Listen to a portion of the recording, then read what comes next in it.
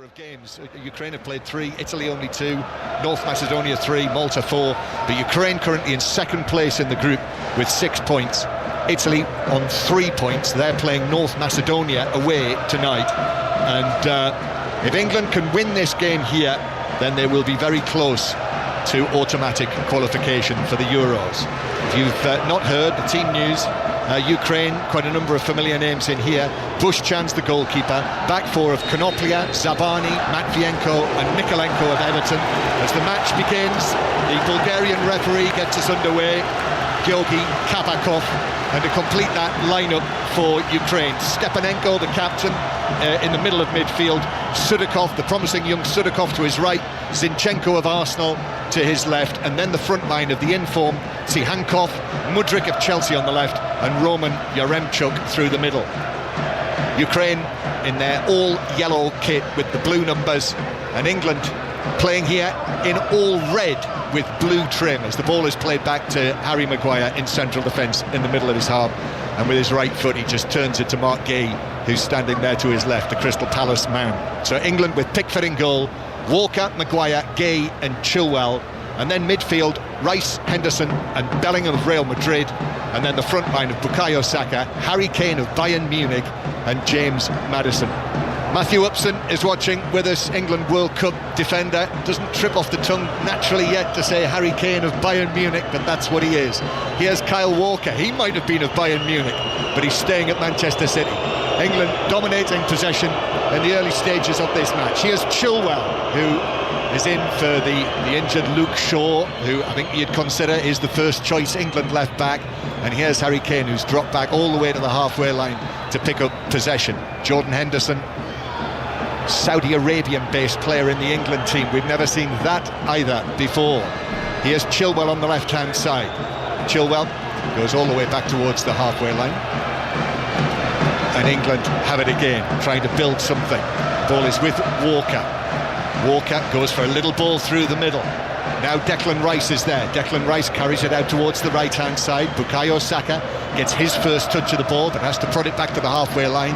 And England absolutely dominating the possession. Ukraine have hardly had the football. This is the way to try and quell what is a very partisan crowd supporting Ukraine here in this Polish football stadium. Still England in possession. We're going to go to Exeter in a moment, but with the ball in play and Jordan Henderson on it, and there is the cry, there is the chorus of Ukraine coming from the stands. This is the support that Ukraine expected in this match. Forward it goes for England into centre field, but then back again, and Maguire across to Kyle Walker. Now to the right-hand side to Bukayo Saka. Saka, low ball in towards the edge of the penalty area. Kane is there, bounces back to Kane, and then Saka works it back to Henderson. Little ball from Henderson into the penalty area. That was headed away, but possession straight back to England again, who are now parked inside Ukraine territory. Jude Bellingham on the ball. Bellingham of Real Madrid, his first England appearance since joining the great club. And Bellingham again glides round the first challenge, plays it into the area to Saka, who carries it on over the dead ball line under pressure from the defender, and it is a goal kick to Ukraine. Still Ukraine 0, England 0, and let's get the full-time news from Exeter from Sheridan Robbins. Exeter 1, Leyton Orient 2, all the goals in the second half. Dimitri Mitchell's volley gave the home side the lead before 8 minutes later Joel Pigott poked the ball home from close range to equalise. Real Satura though popped up in added time to snatch the points from St James's Park. It's Exeter 1, Leyton Orient 2.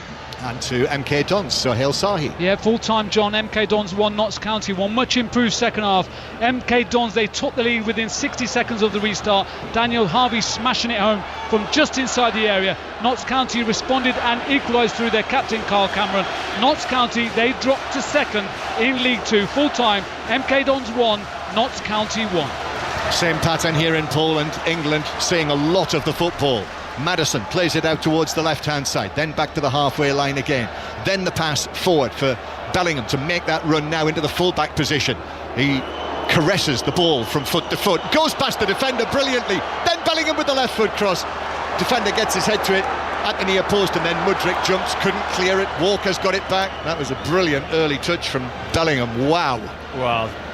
the question before about looking forward to seeing him play, well, that just answers that well and truly. What a lovely step over. I mean, the guy is a Rolls Royce, isn't he? The smoothness in how he moves with the ball, but he's flipping the ball between his feet and then he's doing a step over. His first yard, John, once he decides that he's going to go, he's got this amazing little spurt of pace where he can just drop a shoulder and go past the defender.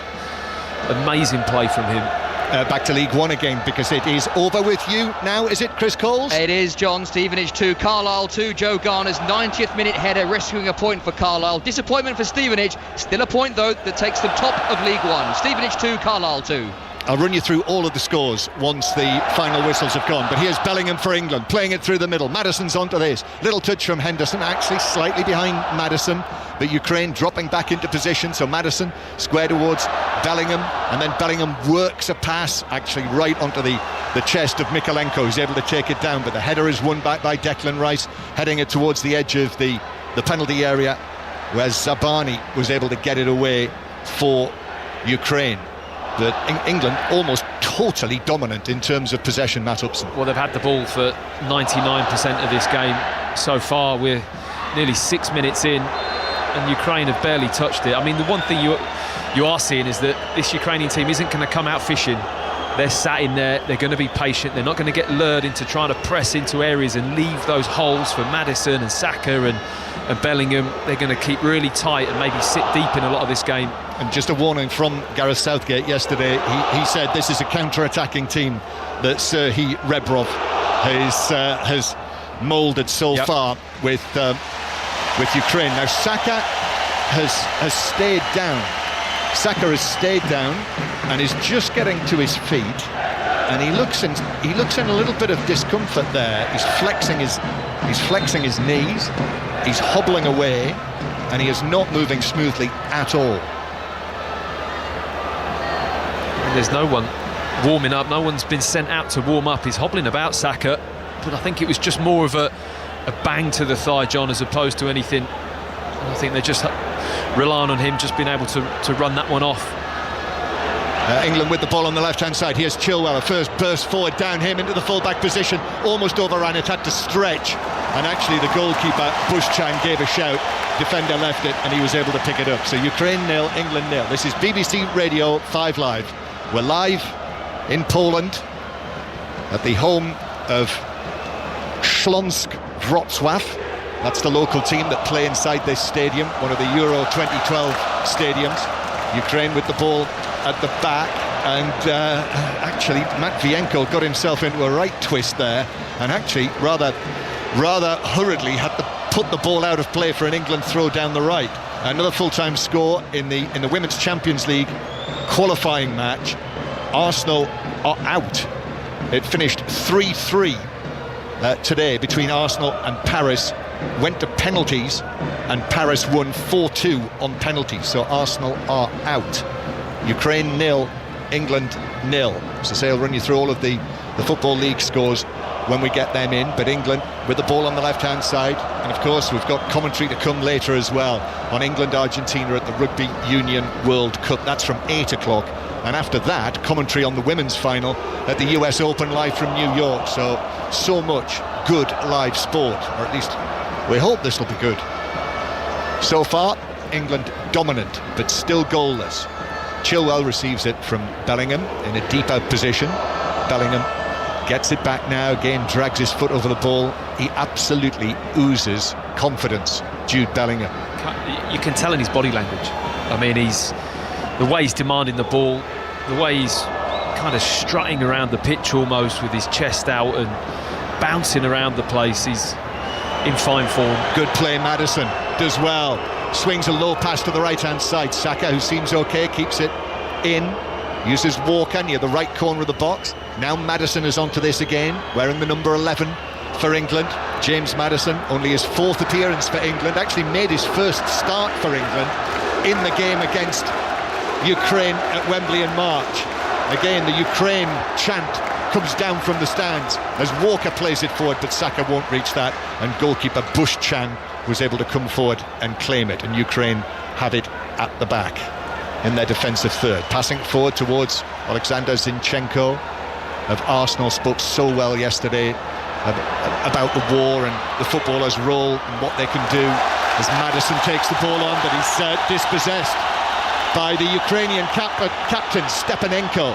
And now the ball on the right-hand side with Konoplia, comes back centrally, and Zinchenko goes back into central defence, and Ukraine for once have a spell of possession in centre field. Mudryk dropping deep, and then it's back to Mikolenko. I mean, this is nearly 10 minutes, John, without the ball. Ukraine have been sat patiently waiting for the opportunity. They're now knocking it around, stroking it around the back a little bit. But what an impressive display from England in terms of possession and probing the opposition. All of the League Two full-time scores are in now. When we get a chance, I'll run you through them. You might have just got back into your car after watching some of those games. It's Ukraine 0, England 0. On what is also, we should say, a very warm evening, Saturday afternoon stroke evening here in southwest Poland.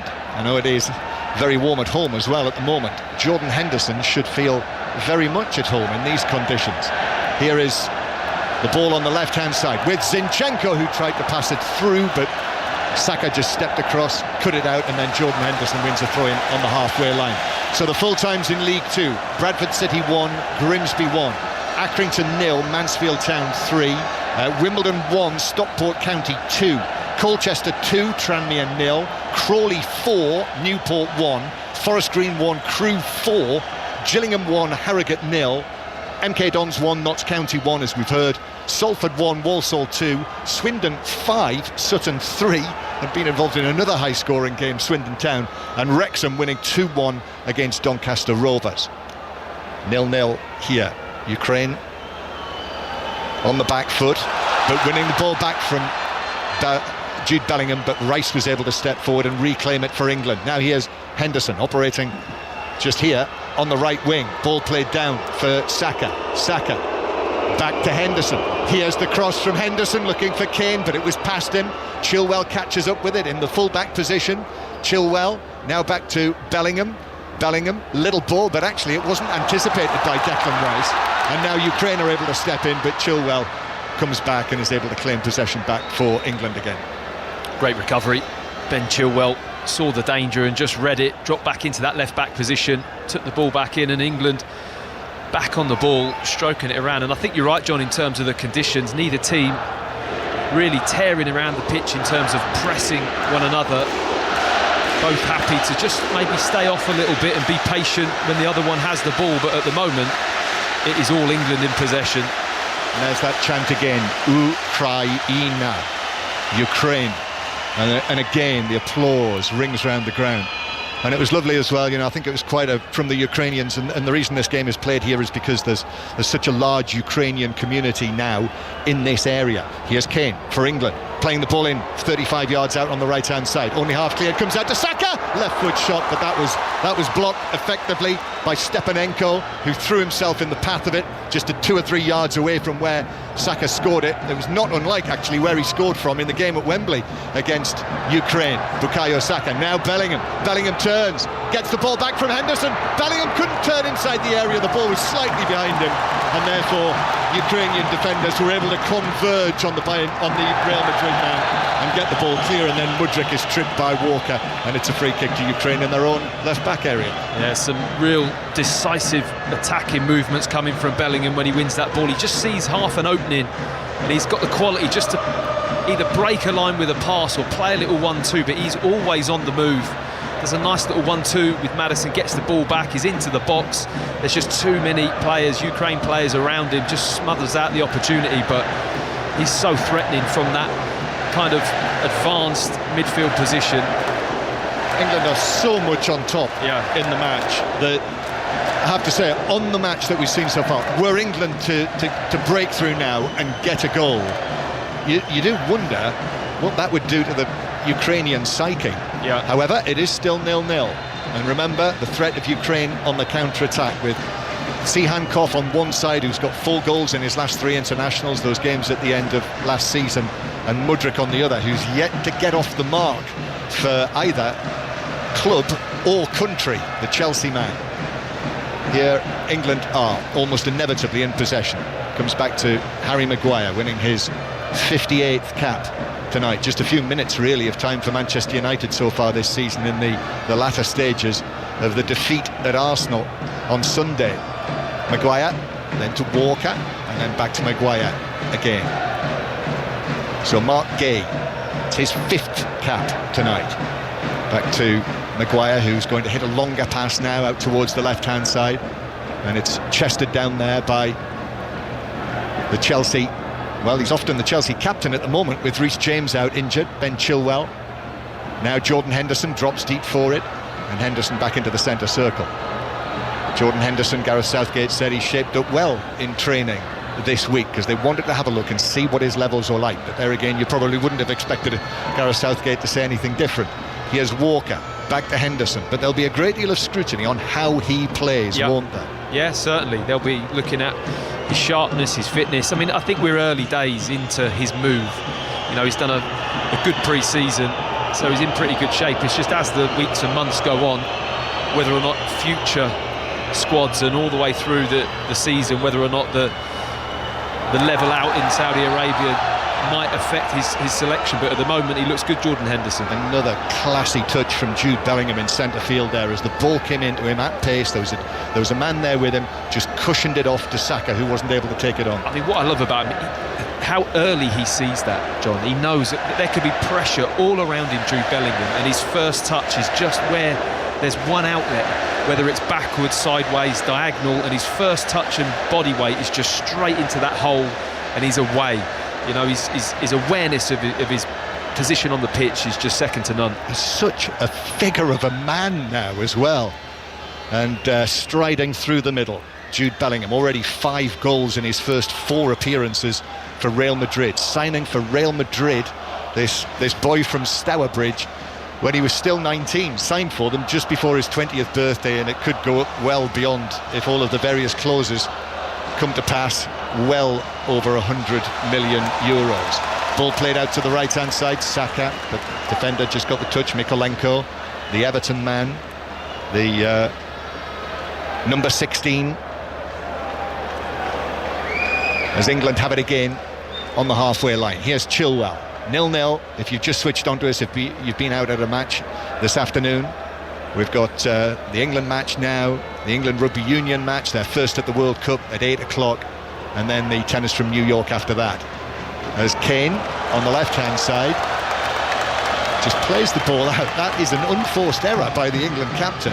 Passed it behind Chilwell and straight out of play for a throw to Ukraine. I mean, one of the elements of this game I was looking forward to seeing was how Walker and Chilwell were going to cope with Sihankov and Mudryk, who I think are exciting young attacking players, kind of inverted wingers, like lots of 1v1s, a bit of pace, but John, I don't think I've seen them touch the ball. I literally do not think they've had possession of the ball at all. All they've done in that area of the pitch is drop back into position, shuffle across as the ball's being transferred, and just defend. I mean, they cannot get hold of the ball, Ukraine, and we're getting close to 20 minutes of the game gone. Still goalless. Here's Chilwell going back into his own half to Mark Gay. Just shuffles the ball forward over the halfway line, and then it goes via Maguire to Jordan Henderson, and then Henderson pulls it centrally again to Gay, and now Gay is going to have a wander forward. This is the first time he's done this. Gay takes it on 30 yards out, gives it to Bellingham to his left, Chilwell, and then Bellingham again curls the ball high into the box, comes off the defender's head, Matvienko, but just drops into the gloves of his goalkeeper in the 6-yard box. Yeah, he tried to head it away, Matvienko tried to get up and punch that ball away, but didn't get high enough, and luckily he just glanced it and it just skimmed off his head straight into Bushgan's hands, which was very fortunate. But under a lot of pressure at the moment, that Ukraine back four, they've got to get their distances, the detail in their positioning off one another has got to be perfect, because you just know a Maddison or a Bellingham, the form he's in, any little misjudgment in terms of that distance is going to get exploited.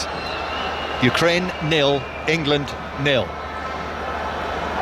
And the ball at the back with Ilya Zabani of Bournemouth, and then to his left to Mykola Matvienko, and now Jorge Sudakov has dropped deep for it. The expectation is that he's going to be one of the next big Ukrainian stars, the number 8 Sudakov, Ball bounces down into the right-back area. Walker on the turn has just sliced it straight up in the air. Mudryk wins a header, and then it's hooked in field to Zinchenko. And now Sudakov is going to take it on. Listen to this support now. This is what they wanted. Tsihanov on the right-hand side. Oh, hits Sudakov with his pass, and it bounces back. However, Ukraine, this is virtually their first foray forwards, and we're in the 20th minute of the match. They've been right up against it, but we saw the effect, and we heard it as well. The body of support that there is inside this stadium for Ukraine. It's with the home side, in inverted commas, on the halfway line. Then a pass out to Mykolenko. Mykolenko beats Saka, plays it into the area. That was only half cleared in the middle, and that could have gone anywhere. Was that off Maguire? It was Rice and Maguire were together, but it was off Rice, but it bounced back for Pickford. Yeah, it was a real miscue from Declan Rice. It was an awkward ball to deal with. The cross comes in and he's on his right foot trying to hook the ball away, but he just gets poor contact and it just kind of lands down nearly at the feet of Mudryk. Luckily, I think it was Kyle Walker just got his body in the way and just shepherded the ball back to Jordan Pickford. So it is still 0-0. For all this possession, actually, Jorge Bushchan, the goalkeeper, has yet to have a proper save to make. And it's Ukraine who are coming forward, and again it is Sudakov.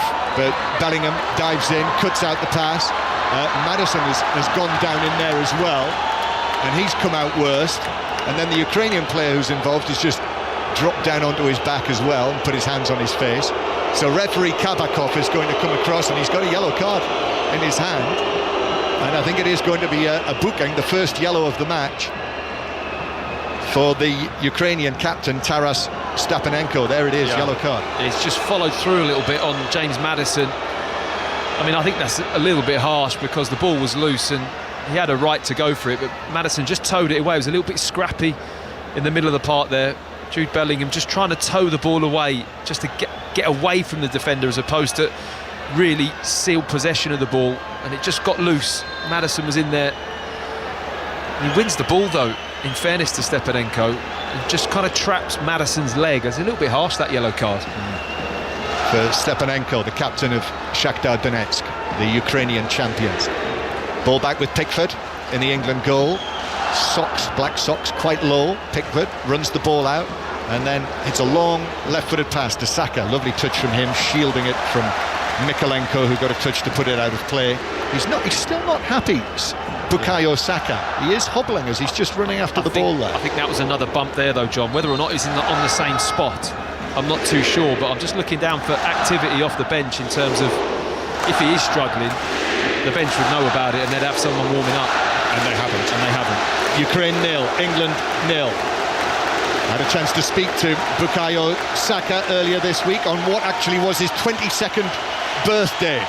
He said everybody had wished him many happy returns, but nobody bought him a present, which I was quite surprised by. As Ukraine break forward down the right-hand side, and now here is Tsihanov. Little ball into the middle to Zinchenko, but Zinchenko overhits his pass. He was trying to play a diagonal ball out towards the right-hand side, but Yaremchuk couldn't get there, and it just all rolled harmlessly through for a goal kick, 0-0. Yeah, it might have been a nice touch if you'd have took him a little something. We did. No? We gave him. Yeah. We gave him George Cummins was our producer that day, and George pilfered a muffin from the media dining area, and we presented it to him. He wasn't terribly impressed. Is that a present? Well, it's the best we don't could know do if it classes under the circumstances. Here's Rice on the edge of the penalty area. Anyway, that interview, you might have heard it on 5 Live, but it was also on Football Focus today, if you want to go back and watch that. Ben Chilwell and Bukayo Saka. Here is Maguire playing the ball back to Pickford. Pickford, long pass through the middle, but that's right onto the chest of Zabani, who is able to play it forward. It comes back over there onto the far side to the red-headed right back, Yukin Konoplia. Now Bellingham, he might have just been caught there. No, he wasn't. It was a clean challenge. Ukraine back in possession. They are coming more into the game now, midway through the first half. Sun's still shining, warm sun. Temperature will be well up into the 20s. And now Konoplia on the right-hand side. Little ball to the edge of the penalty area. Maddison trying to get back. Across comes the ball. It was cleared away by Jordan Henderson, who was in there. And then finally cleared away by Chilwell, who just volleys it out of play for a throw into Ukraine halfway inside the England half. Well, they eventually get Tsihanov on the ball who's a really exciting talent, and he just crosses the ball very early with his right foot, just fizzes it across, kind of level with the penalty spot, but enough England defenders in there just to deal with it. But you're right, the moment the ball goes wide and they've got a full-back or a wide player just with a bit of space in front of them, the stadium just lifts, doesn't it? With that expectation something might happen. Yeah, Victor Tsihankov, who plays his football in Spain with Girona, who've made a very good start. Currently second in the early stages of the league season in Spain. Ball is back with Ukraine. And back it goes to goalkeeper Bushchan, the Dynamo Kiev goalkeeper. Clearance from him. Now here is Sudakov. Sudakov wriggles away from Saka, still in the centre circle though. Now here is Tsihankov, the favourite, the big favourite, slips it forward to Konoplyanka, he pulls it back! And it's fired into the net! And listen to this noise! This is Ukraine scoring against England! And it is Alexander Zinchenko of Arsenal who tucked it away! What a story that is! This is the biggest crowd that Ukraine have played in front of since the Russian invasion, and it's an explosion of noise inside the ground. First chance of the match, and it's Ukraine who are in front, and it's Alexander Zinchenko. Ukraine 1, England 0, and that's quite the setback for Gareth Southgate and his team. Wow, was Gareth Southgate right about being worried about this counter-attacking team? Because that is a superbly worked goal from Ukraine. Really was. We just mentioned about getting it wide. If they've got a fullback on the overlap, it lifts the crowd, and that's exactly what happened. The right back position on the overlap with the left-footed inverted winger of Tsihankov driving inside with the ball, releases it perfectly outside to the right back who's on the overlap, and it's a really good early cross. Just hits an area, John. Doesn't get his head up to pick someone out, just bangs it across that 6-yard box line, and there's Zinchenko. Arrives bang on cue, simple tapping with his left foot, side-footed into the bottom corner. Really good goal on the counter. So Alexander Zinchenko, one of the English-based Ukrainian internationals. We know him so well from his time at Manchester City, and now such an important player for Mikel Arteta at Arsenal. Not scored for Ukraine since 2021. But there we are, 1-0, arriving onto the ball in between the 6-yard box and the penalty spot, and just driving it in with his left foot. Nothing Pickford could do about that. And certainly there was an element of the English defence at 6s and 7s there. Well, we've just almost been lured into being so comfortable in possession that when that ball turned over, just weren't quite in the shape that we needed to be, and the overload from the right back made the difference. However, Kane plays it through to Henderson. Henderson tried to work it back to Maddison, but defenders were in there, and it was cleared out for a throw on the right-hand side. So we have a story here. Ukraine 1, England 0. It's only the second goal that England have conceded in this group. The other was in Naples against Italy, when England hung on for the opening win, their first match in the group back in March. So it's been plain sailing for England so far in this group, but not now. Bellingham though does well, comes out with the ball on the left. Maddison plays it in, bounces to Saka. Saka lays it back, and then the shot on the edge of the area. He was actually stretching for it, Jordan Henderson, and also there were a couple of defenders diving in, but the shot was scooped over the top of the bar from just outside the box. Yeah, Ukraine are doing a good job of doing just enough, John. There's like loads of these little half openings that you feel are going to happen, but they've got a yellow shirt just about in the right position at full stretch, applying enough pressure on whoever's receiving the ball, and they've just got this energy out of possession. Obviously when you score a goal, it just lifts, and the atmosphere's lifting this stadium, but they're doing a good defensive job at the moment. Ukraine 1, England 0, with almost half an hour played. England just went rather more direct there in that last attack. Yeah, it's had a feeling of being a little bit over elaborate maybe at times. A lot of interchange, a lot of 1-2 passing. Here's Konoplia again, the right back who set up the opening goal. Plays it through to the edge of the penalty area. Yaremchuk is after that, but he's adjudged to have nudged over Mark Gay, and it is a free kick to England on the edge of their own penalty area. So England 1-0 down. Italy play away in Skopje against North Macedonia tonight. And England with Harry Maguire at the back to Gay. Now forward to Chilwell, who's still just inside his own half. Moves over the halfway line, but then turns. Knopfler in front of him, and it goes back for England to start again in central defence. Maguire and Gay. Gay low ball through the middle. This is for Maddison. Maddison with his back to goal. Tries to play it out to the right-hand side, but Mykolenko gets a magnificent evasion from the supporters in the stand down to our right for simply sliding in and putting the ball out of play ahead of Saka. Throw in for England. And certainly the noise, I hope it came across to you wherever you're listening to us, whether you're in the car or the kitchen, wherever you happen to be. But what a noise it was when Zinchenko planted that shot into the back of the English net.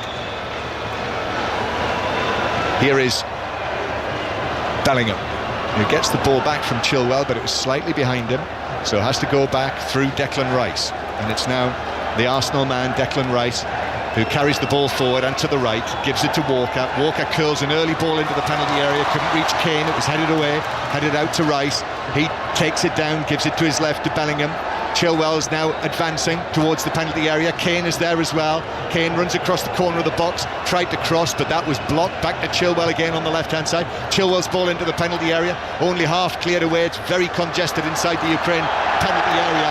And then a foul for a challenge on Sihankov by Jude Bellingham, and it's a free kick to Ukraine halfway inside their own half. Yeah, frustrated reaction there from Jude Bellingham as he commits that foul. Felt he won the ball, but referee spot on with his position, and I think he just contacted the man before the ball, kind of slid alongside and just went through the side of him to win it, even though he does get a good foot on the ball. But England frustrated here. So England 1-0 down. This is an unfamiliar feeling. England, who've lost only one of their last 10 internationals. That, of course, the World Cup quarter-final against France in Qatar. England coming forward. Saka, though, gives it back behind him to Walker, and then Walker has to stop because Zinchenko, his former teammate, comes up against him. So Rice then goes for a long pass. Chilwell chests that down on the left-hand side. Good movement inside the penalty area. Maddison wanted it, but Chilwell goes back centrally to Rice. Rice now curls the ball into the penalty area. He was looking for the run, actually, of Kyle Walker, but it was headed away. Then stabbed forward towards the edge of the penalty area. That was a hurried clearance, and it will bounce out. Actually, it'll be kept in here by Mykolenko, who makes sure it doesn't bounce out for a corner, but he hoists the ball into the stands for a throw-in to England. Less than 15 minutes of the first half to go. England, who remarkably, in terms of World Cup and European Championship qualifying matches, so in the groups, England have lost one of their last 61 of them. But they're losing here. Walker is going to take this. Henderson comes short, Maddison comes short, but Walker hurls it back towards the halfway line to Mark Gay, who is actually being put under pressure by Yaremchuk and has to pass it all the way back to goalkeeper Pickford. England going from a throw-in near the corner flag at one end back to their own goalkeeper. Now Harry Maguire on the right-hand side, but then back to Mark Gay again. What England do have is, with Rashford not included in the starting lineup and Phil Foden as well, the potential of two very effective substitutes should it stay like this. Ball forward towards Chilwell on the left-hand side, but Knopfler is able to come across. Oh, well, that's a poor clearance. He cleared it into Chilwell. The ball's still in play in the Ukrainian defensive third, and Maddison's onto it, and Maddison turns into the challenge, but the referee's not having that. Maddison can't believe it, puts his hands on his head that he wasn't given a free kick for that. Ukraine still can't clear it, and actually England have got it back, and then Knopfler puts in a challenge on Bellingham to take the ball away from him. That was committed. Ball still deep in Ukrainian territory, and then a turn from Zabani, who was kicked by Maddison, and that's a free kick, and I think that will be a yellow card for Maddison, and there was a touch of frustration in that for him. Yes, yellow card. Yes, slick turn from Zabani, really composed defending in his own box, just drops a shoulder and turns out the other way, really does sell it. And so I think it's Jude Bellingham who's putting the pressure on him. but then Maddison slides in and just catches him from behind, doesn't win the ball. And I think you're right, John, it's frustration from not having that foul earlier, which maybe he would have been given that foul, but he just looked like he was looking for it too much. You know, he kind of just put his body there and waited for the contact and then went down, and I don't think the referee took too kindly to it. It's a poor challenge actually from Maddison now. Yeah. The ball had gone and he went in and caught Zabani around the ankle. Yeah. That's a definite yellow card. Definite yellow card. And you know, Gareth Southgate will make a note of that. Yep. You know, a cheap yellow card. A little loss of composure there. Yeah, loss of composure. And England need composure here now. 1-0 down. Ukraine 1, England 0. Commentary to come on England-Argentina. That will be live from Marseille this evening. I bet it's hot in Marseille tonight. So that from 8 o'clock. Chris Jones, Matt Dawson and Chris Ashton, your commentary team. But this is the European Championship qualifiers, and England have hit a bump in the road here in Wrocław. The ball comes back to Matvienko, left-sided central defender. His clearance headed forward for England by Henderson, and now Bellingham plays it into the edge of the penalty area, but a poor touch from Maddison, a good touch, and he would have been in on goal there, but Ukraine clear. I mean, that's a real opportunity. Jude Bellingham turned and saw the space. Maybe could have got that pass in there a fraction quicker. It's the only thing that might have just helped Maddison, but his timing of his run was good and he was in, but he just couldn't caress the ball into his path and got stuck under his feet. But it just opened up there, didn't it? All of a sudden there was a big opening right through the middle of the Ukraine defence. There is a wave sweeping around the ground now, and as they do so, they're actually holding up their Ukrainian flags. And it's actually quite effective seeing those flags go up as it sweeps all the way around this large stadium. One level all the way around. Stands close to the pitch. Pitch seems to be holding up as well. There was a little bit of concern after the boxing took place here a fortnight ago. Here is Gay, then forward to Maddison, and now ball played forward by Walker, bounces off Bellingham, comes back for Ukraine, who will look to break away. They do with their big number 9 Yaremchuk, the Valencia man, who's bundled over and wins a free kick from Jordan Henderson on the halfway line. He knows what he's doing there, Jordan Henderson. Yaremchuk had the channel in his sights. He was just going to run the ball down that left channel, and Henderson comes across and just shoulder to shoulder bumps him to the ground. It's actually a good free kick that he gives away there for England. Doesn't get a booking, but just breaks up the play, stops that counter-attack. The one England player, by the way, on the field who is a yellow card away from being suspended for the next qualifier is Declan Rice. And here is Declan Rice. The ball bounces off him. Zinchenko, the goal scorer, is in there. Yaremchuk keeps possession now. Mikolenko, and back it goes to Matvienko. Sudikov has dropped deep. The Shakhtar Donetsk 21-year-old, 21 last week. Sudikov, then back to Zinchenko. Mikolenko.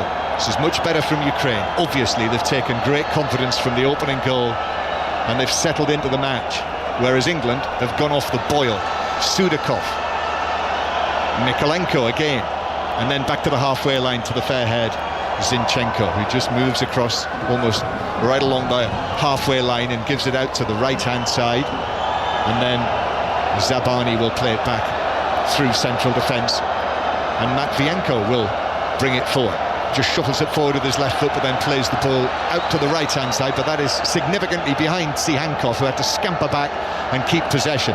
Now Zinchenko again. Zinchenko uses Sihankov. Now Konoplia, that's the connection that led to the opening goal. Yaremchuk plays it to the right to Konoplia, but Mark Gay does well, uses his body just to shepherd it behind for a goal kick. Yeah, that's the connection, that's the biggest threat as well, John. They look useful together, good timing of the run. Konoplia on the outside, and with Sihankov just wanting to come inside using his left foot. He's a clever player.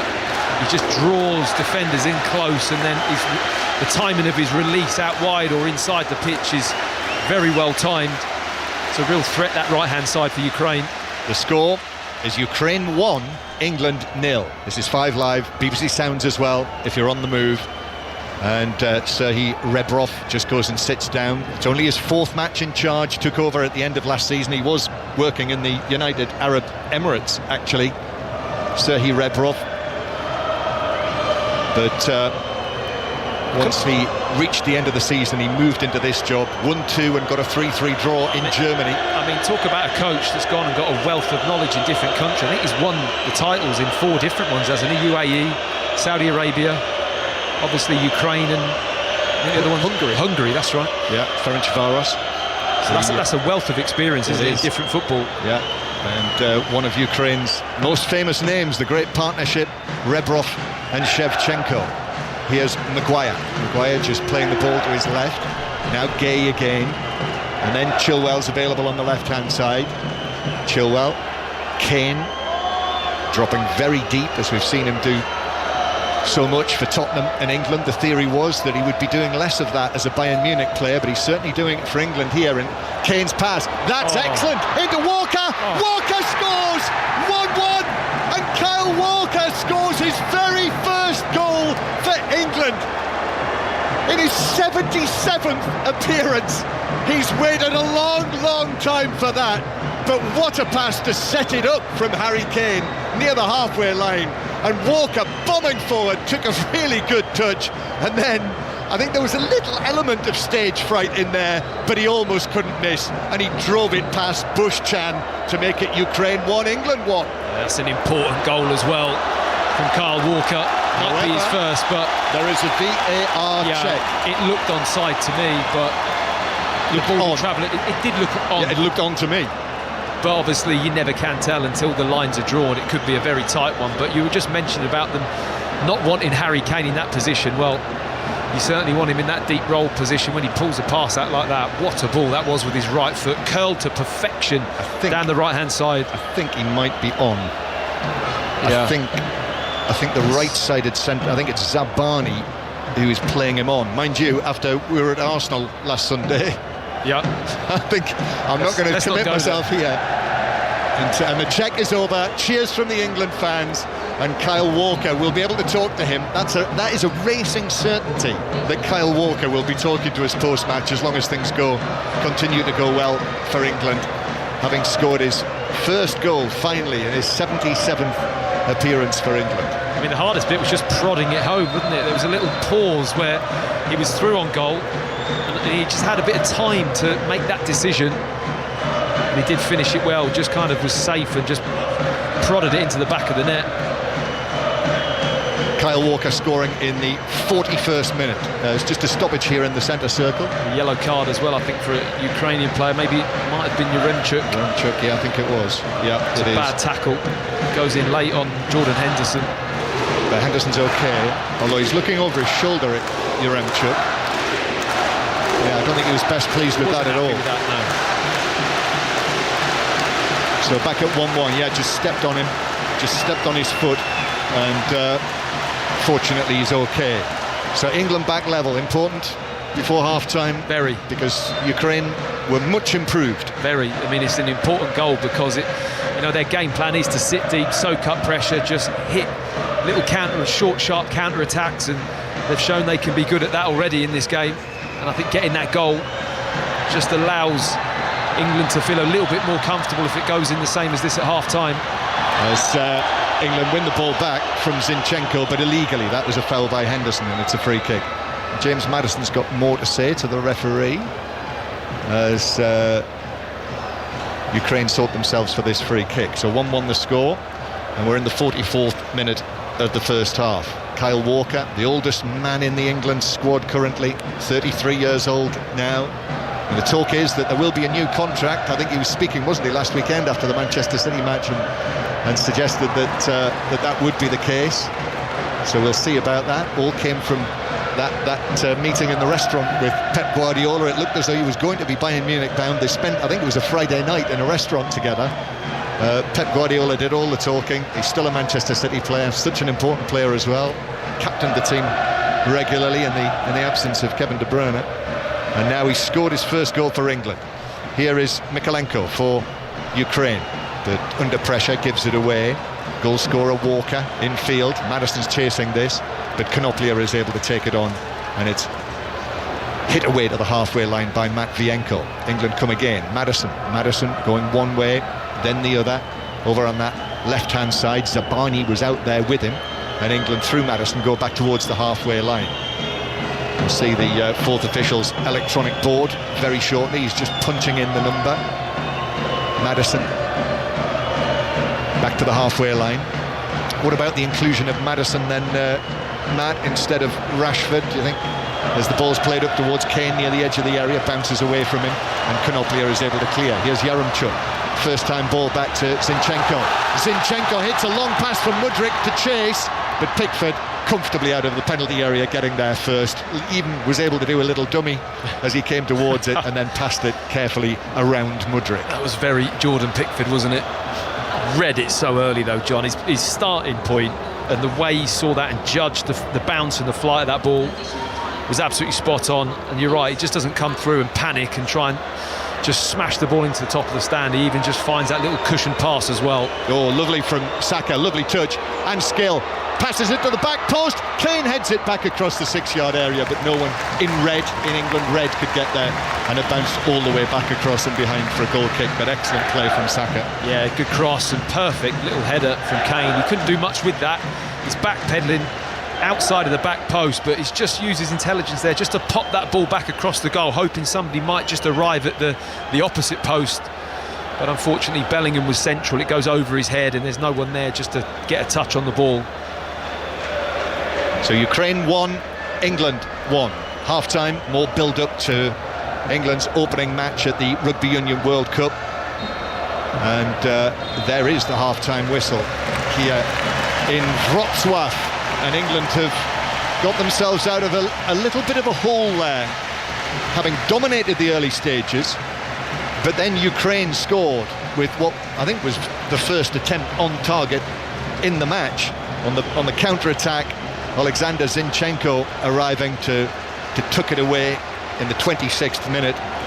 But England drawing level after Harry Kane set up Kyle Walker, who was bursting through into the penalty area to control it and finish it from just outside the 6-yard box. So it's 1-1, Matthew Upson. Yeah, interesting game.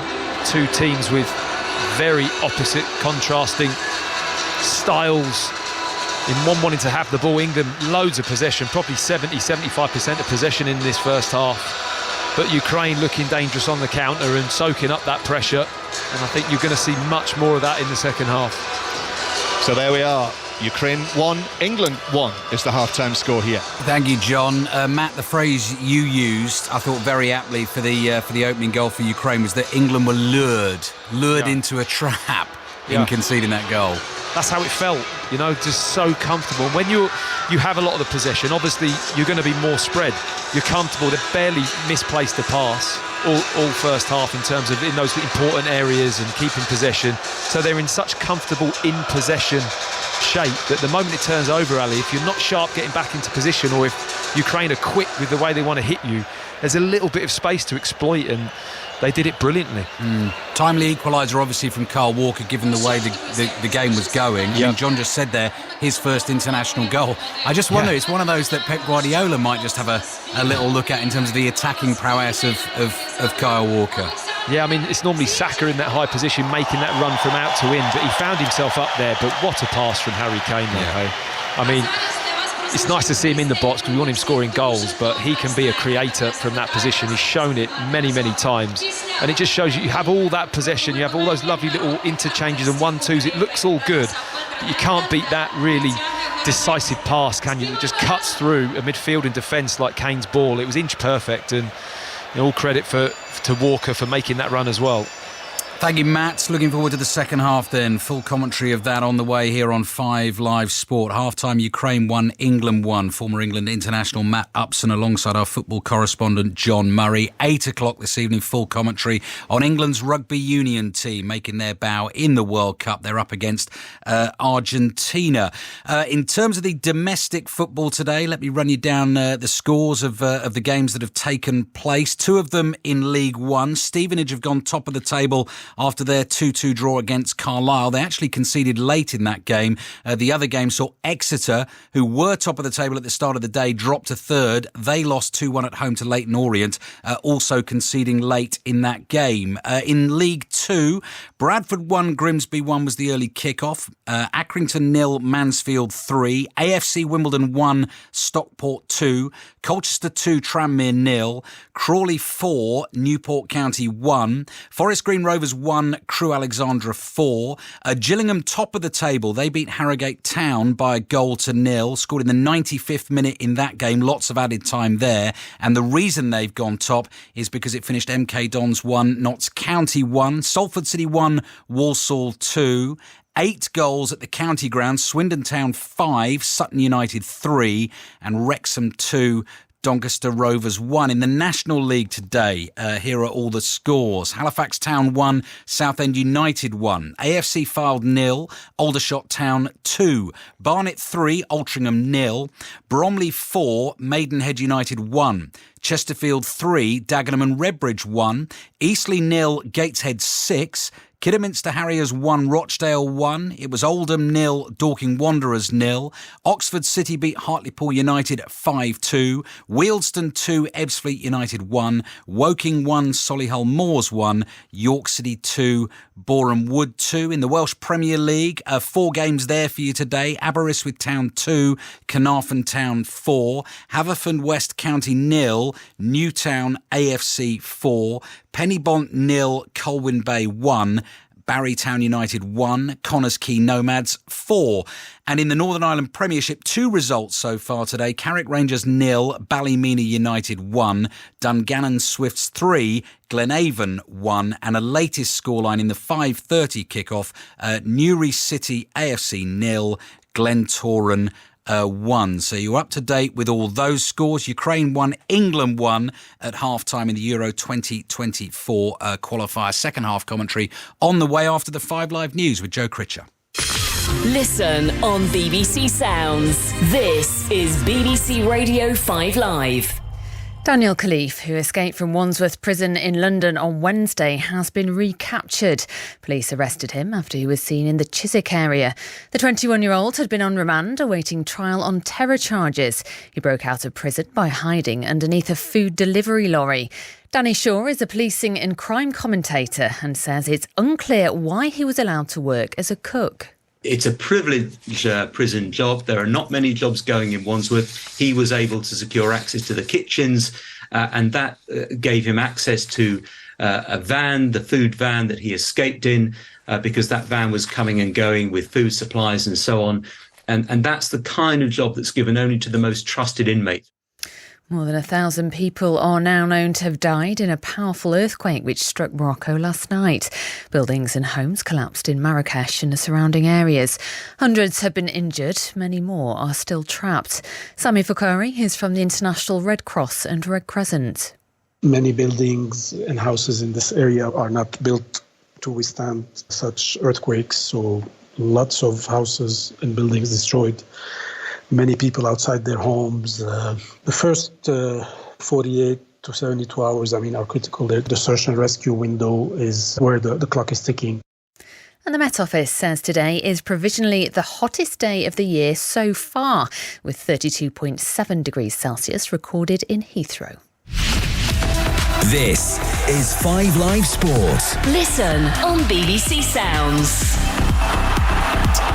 I'm Alistair Bruce Ball. It's coming up towards 6 o'clock this Saturday evening. If you've been with us all the way for all the action this afternoon, thank you very much for your company. You've got a bit of a shift to do as yet. Half-time in the Euro 2024 qualifier. Kyle Walker with a late first half equaliser makes it Ukraine 1, England 1. Second half commentary is on the way. Let's take you straight to Marseille, though. The magnificent Stade Velodrome is the home for England, Argentina in the Rugby Union World Cup this evening. Full commentary here on 5 Live and BBC Sounds if you're on the move.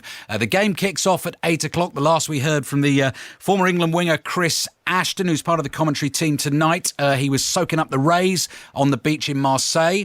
Chris, did you survive? How long did you stay there? And are you ready to go? I did. Thank you very much for taking care over there. I was back to 50.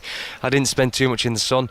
I've been treating today, like a little bit like I was as a player. You have to conserve energy and try and manage the day, ready for what is a late kick-off tonight at just past 9 o'clock. Yeah, very good. I'm pleased to hear it. I'm sure Chris Jones, our rugby uni correspondent, will be delighted to hear it too. So you're inside the stadium, Chris. I've been there for football. It's some venue, isn't it? Yeah, we're in here. I was fortunate enough to play here for Toulon when I played in the French League, so I've had experience here. It is a great stadium. Just from the outside, the shape is really unusual, how it curves, higher edges on the outside, but the pitch doesn't look immaculate. I mean, when you're away from it, it always looks better. So, not great, but I'm sure it won't matter for the environment that the lads are walking into. The pitch is the least of their worries. Yeah, well, exactly, Chris. And given what we've seen from England in the build-up to this World Cup, I mean, they really are going to have to find something from somewhere against this Argentina team, because they are a very good team, aren't they? Yes, they are very experienced. They're a big pack. I mean, Argentinian teams are always big, but this one is big and got experience. And very recently, beaten the likes of South Africa, a world-class South African team. They've run them very close. They've nearly beat New Zealand. They are in very, very good form. So England are going to have to pull something out of the bag. They're going to have to use their experience that they've getting them to World Cup finals and winning Grand Slams. We have got players in our team that have been to those levels before, but recently we haven't seen those levels. So we need to see them put their best out tonight. Yeah. OK, Chris, thank you. Looking forward to it. You'll hear Chris Ashton, Chris Jones, Matt Dawson with the commentary tonight. You'll hear exactly what England can do in that game against Argentina this evening. Kick-off at 8 o'clock. Full commentary here on 5 Live and BBC Sounds. Half-time in the Rugby Union World Cup. Australia, Eddie Jones, Australia lead Georgia by 21 points to 3. Earlier on today,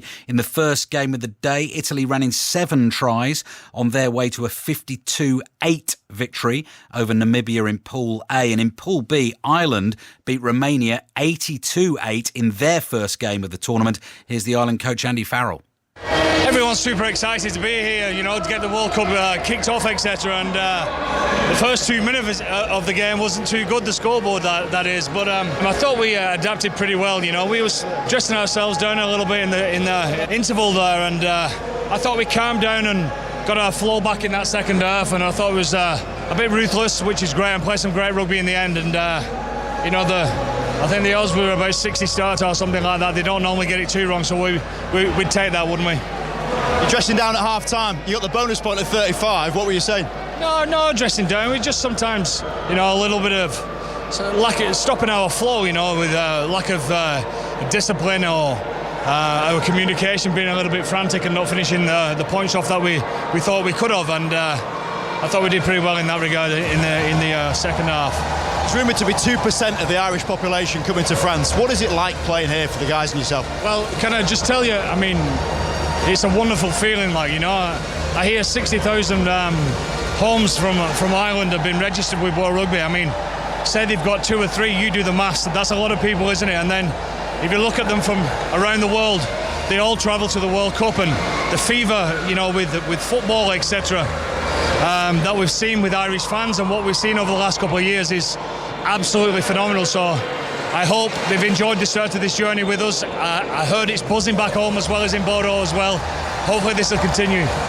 Big win for Ireland, big win in the Super League as well today for the Wigan Warriors. Beat Leeds Rhinos 50-0 at Headingley to go joint top of the table. Here's the Warriors head coach, Matt Peat. Really pleased. Obviously, you come into a good team, great stadium with great atmosphere, and you take a 1-point win on arrival, and at the end, it looks like an easy win, but a very challenging game, very challenging physical conditions, and I'm very aware how well how the team have had to work to get that win, and certainly that score. So yeah, very, very proud of the team's effort and energy, but also the discipline as well to stick to the plan. As for the racing action today, the Sprint Cup took place at Haydock Park earlier on. John Hunt was watching. Well, on such a stunning day of racing, it's hard to know where to start. I suppose Leopardstown, the Champion Stakes, and hats off to Aidan O'Brien, a record 12th win in the Irish Champion Stakes, and what a redemption as well for the Derby winner Auguste Rodin, who bounced back to winning ways here, having flopped badly in the King George at Ascot last time.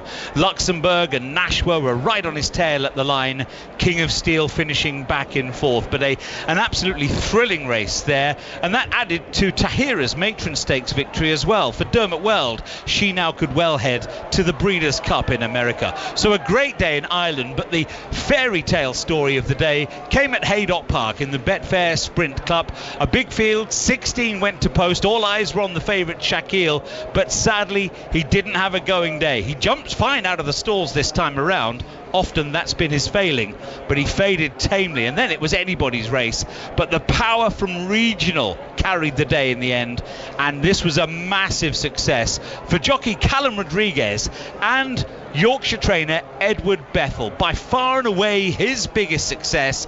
And Bethell explained to 5 Live Sport afterwards exactly the extent of this rags to riches story. He cost $3.5 grand and he's gone and done that. I just can't quite believe it myself. When we bought him, I just thought I'd just win a race and it'd be fantastic. But look, I'm just very privileged to have a horse like him and a great team around me. So just to recap that, when you bought him, the plan was to try and win any race, let alone one of this standing. Yeah, exactly. Look, when you buy a horse like that, it's, he had a high rating when we bought him, to be fair. So we thought, well, look, if he can pop up in a Class 2 handicap, fantastic. He's going to take his owners for a lovely day out. Well, he's done that tenfold. So, yes, I can't believe it. I'm over the moon for everyone. 5 Live Sport on air with you through until 11 o'clock this evening, because coming up later tonight is the women's singles final in the US Open. America's Coco Gauff on the hunt for her first ever Grand Slam title. She'll be taking on the world number 1 Arina Sabalenka. So coverage of that begins on Sports Extra from 9 before moving over to 5 Live at 10. And after reaching the semi-finals of the Women's Champions League, Arsenal have been knocked out in the qualifying stages this season. Their match against Paris FC finished 3-3 after extra time, and Paris FC won 4-2 on penalties. Back to Wrocław. Kyle Walker's goal just before half-time makes it at half-time Ukraine 1, England 1. Former England international Matt Upson alongside our football correspondent John Murray. Yes, thank you, Ali. No changes for England in the warmth of Wrocław at half-time, but Ukraine are making a change, and they're taking off the left-sided central defender Mykola Matvienko, and they're bringing on the very experienced, 32 years old he is, Serhiy Krivtsov to play there. So the big number 4, quite rugged looking, actually plays in America with Lionel Messi at Inter Miami, but he's on the field now to win his 33rd cap. The second half begins. England 1-1 after Kyle Walker, the unlikely scorer of England's equaliser shortly before half-time. And Krivtsov had to be sharp there after the throw-in to him on the edge of his own box, and he was nearly out-muscled by Bellingham, but Ukraine were able to recover. Welcome to the game, Serhiy. Yeah, that was thanks for that one. Thrown at me for a throw-in. I think it was Knopfler, wasn't it? Threw it in really awkwardly into Krivtsov, just come on, and he had to just kind of shin it up in the air, didn't he, just to get it away from the edge of the box. He was right under pressure. So that is England World Cup defender Matthew Upson with us here in the stadium for the commentary. We're watching Yaremchuk for Ukraine. Then the ball is played out by Zinchenko to the left-hand side. Mudryk makes a run. Mykolenko on the ball though, the Everton man, the left back. It's not seen much action, Mykolenko, for Everton so far this season. Just the one appearance in that Carabao Cup match against Doncaster Rovers, you might have heard on 5 Live the other week. So 1-1 the score after Zinchenko gave Ukraine the lead. The Ukraine team, Bushchan's the goalkeeper, a back 4 of Konoplia, Zabani of Bournemouth, Krivtsov the substitute, and Mykolenko as Gay comes across and is able to take possession of the ball for England and prevent it from reaching Yaremchuk. And the rest of the Ukrainian team, Stepanenko, the captain, in midfield with Sudakov and Zinchenko. Not a bad midfield, that. And Sihankov on the right, Mudryk of Chelsea on the left, and Yaremchuk of Valencia through the middle. And England, as they started, Pickford in goal, Walker, Maguire, Gay and Chilwell are the back 4, Rice with Jordan Henderson and Jude Bellingham, and then Saka, Kane and Maddison the front line. So Marcus Rashford and Phil Foden are among the England substitutes. No Eddie Nketiah. If you didn't hear that earlier, he was the player who had to be left out of the 23 that you have to name on the morning of a European Championship qualifier. But I suspect he might be involved on Tuesday night. You'll hear that from Hampden. Could be quite a game match, Scotland against England. So that's Tuesday night. But here on Saturday night, it's Maddison coming forward for Engel. Angles the ball in, and Bellingham underneath it near the penalty spot. Headed it goalwards, but didn't get any power or direction on it, and goalkeeper Bush-Chan was able to pat it away. Yeah, slightly mistimed, wasn't it, from Bellingham. Leaps and gets up, hangs really late, but just mistimes the punch of the ball with his head. Doesn't get the power or the contact he wants, but another good example of the licence he has just to arrive in that box. And when he does get there, he is pretty good in the air, John. I like the way he attacks the ball, Bellingham. He's got quite a good leap and a hang time on him when he gets up there. He's more than capable of scoring a few headers from midfield. Yep, still just the one goal for England. That first goal that England scored at the World Cup in Qatar in the big win against Iran. Ukraine won, England won. A big cheer there. What you should know is, if you've just switched on, there's a very strong following for Ukraine here. Big Ukrainian community in this part of the world. 40,000 Ukrainian fans in, and they are absolutely desperate to watch their team do anything. So there was a huge cheer there when Mudryk was sent away down the left wing, but Harry Maguire was the big favourite to get there and slid in and put it out of play for a throw.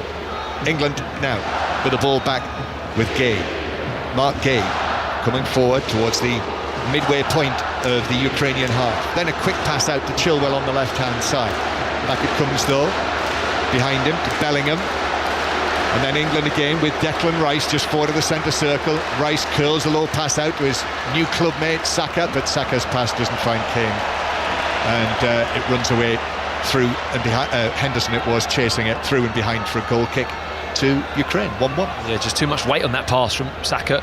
Normally gets those spot on, but it was good pressure from Mykolenko at left back. Really got out quickly just to apply pressure to his first touch, and just made him overhit that pass for the overlapping run of, I think it was Henderson, wasn't it, on the overlap? Yeah. Bukayo Saka, who is named as England's player of the year for the second consecutive year, the men's international player of the year. Henderson sweeping it forward for England, but that's asking a lot of Maddison to reach that. At what stage do you think Gareth Southgate's going to be thinking about those changes? Because you would think that we would see Rashford and Foden, wouldn't we?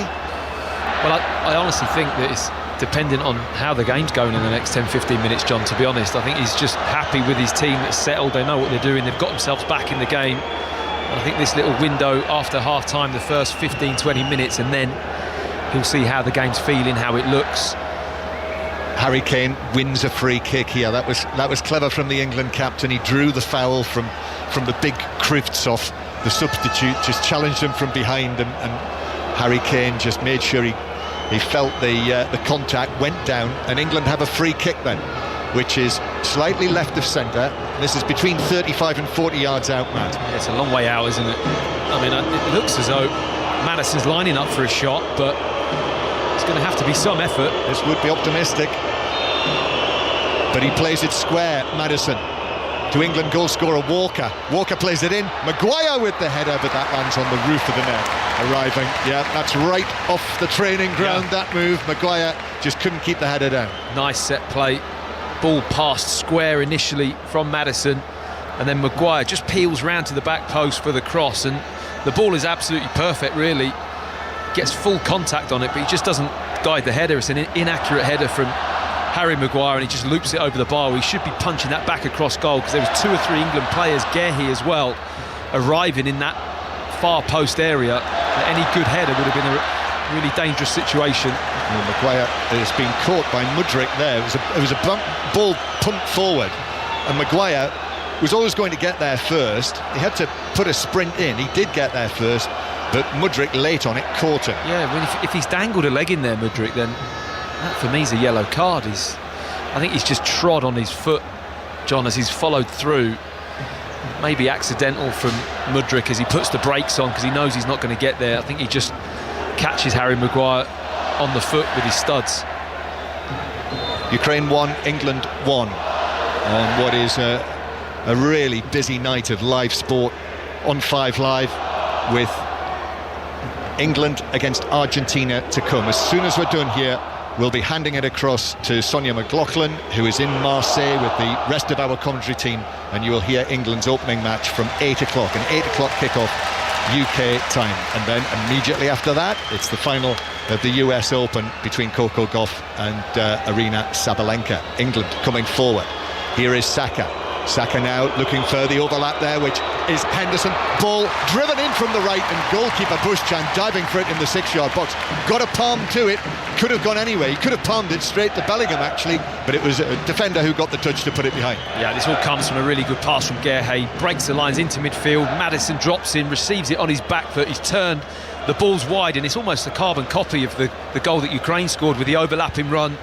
But nobody on the end of the cross, unfortunately, for England. This is better from England in the second half. England lots of possession in the first half, but very little end product. This is their first corner of the match. And I think England's only attempt on target so far was the goal that Walker scored.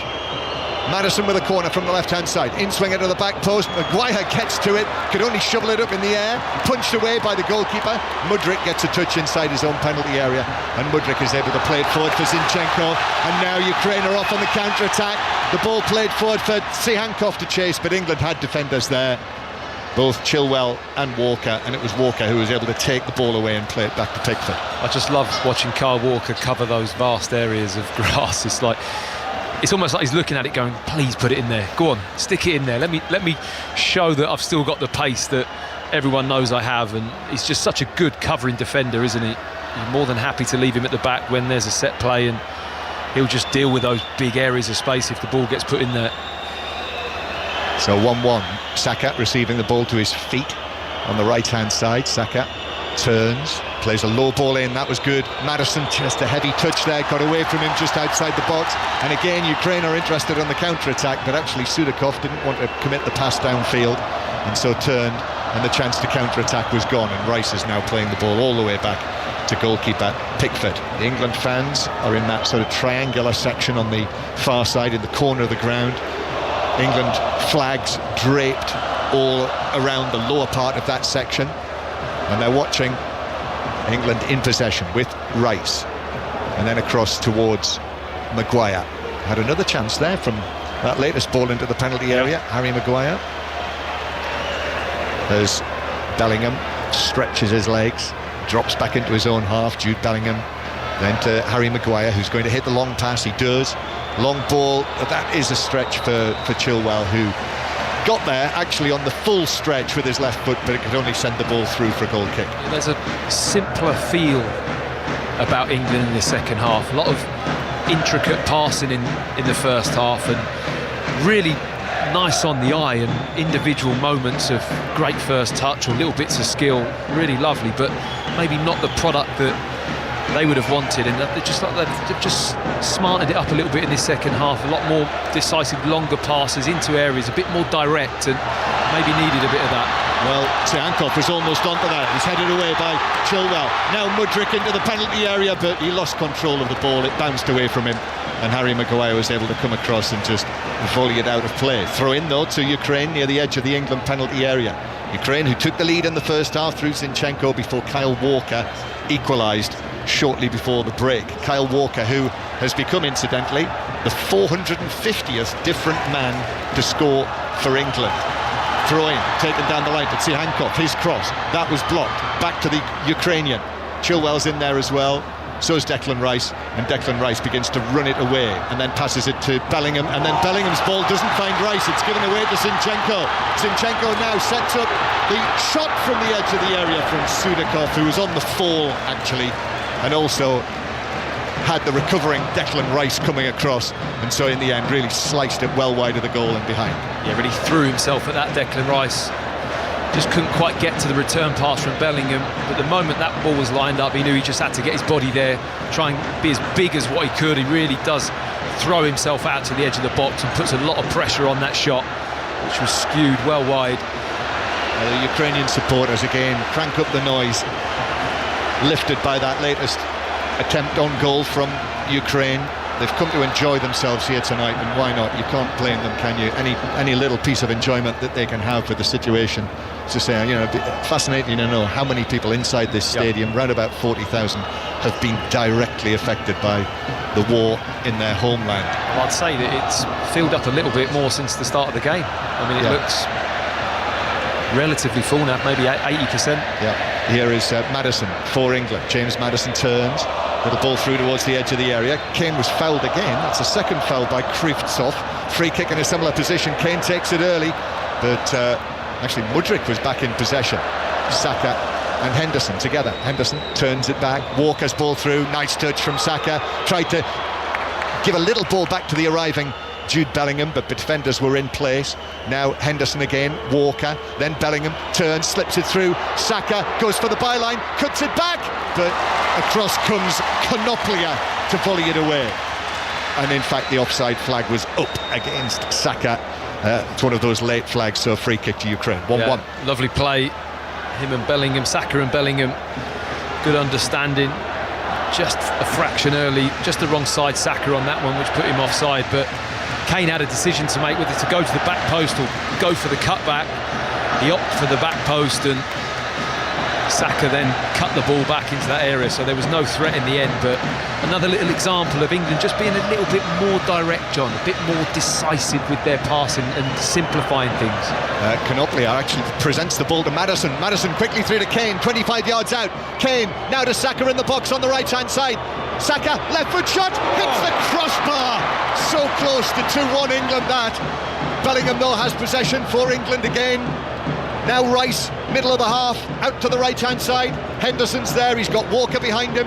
Walker back to Henderson again. Jordan Henderson comes back in. Ukraine suddenly are right on the back foot here after that thrilling shot from Saka that cracked the Ukrainian crossbar. Still England possession. What a save that was, John. It was a touch from the goalkeeper, I think. I'll have to see it back in the replay, but it looked like he certainly got a hand. I mean, if he tipped that onto the bar, that is some save from Bushkan. And again, very similar to the goal that he scored against Ukraine at Wembley.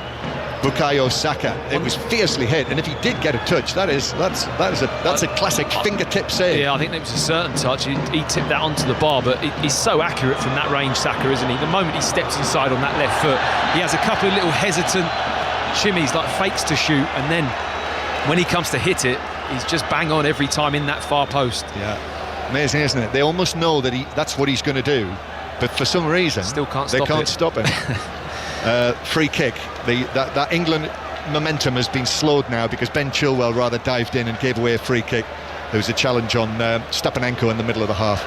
It's actually on one of the areas, one of those big areas that have relayed grass, a huge rectangle, as a result of the boxing here a fortnight ago. Free kick to Ukraine. Beautiful evening now, I must say. The temperature to sit and watch the match.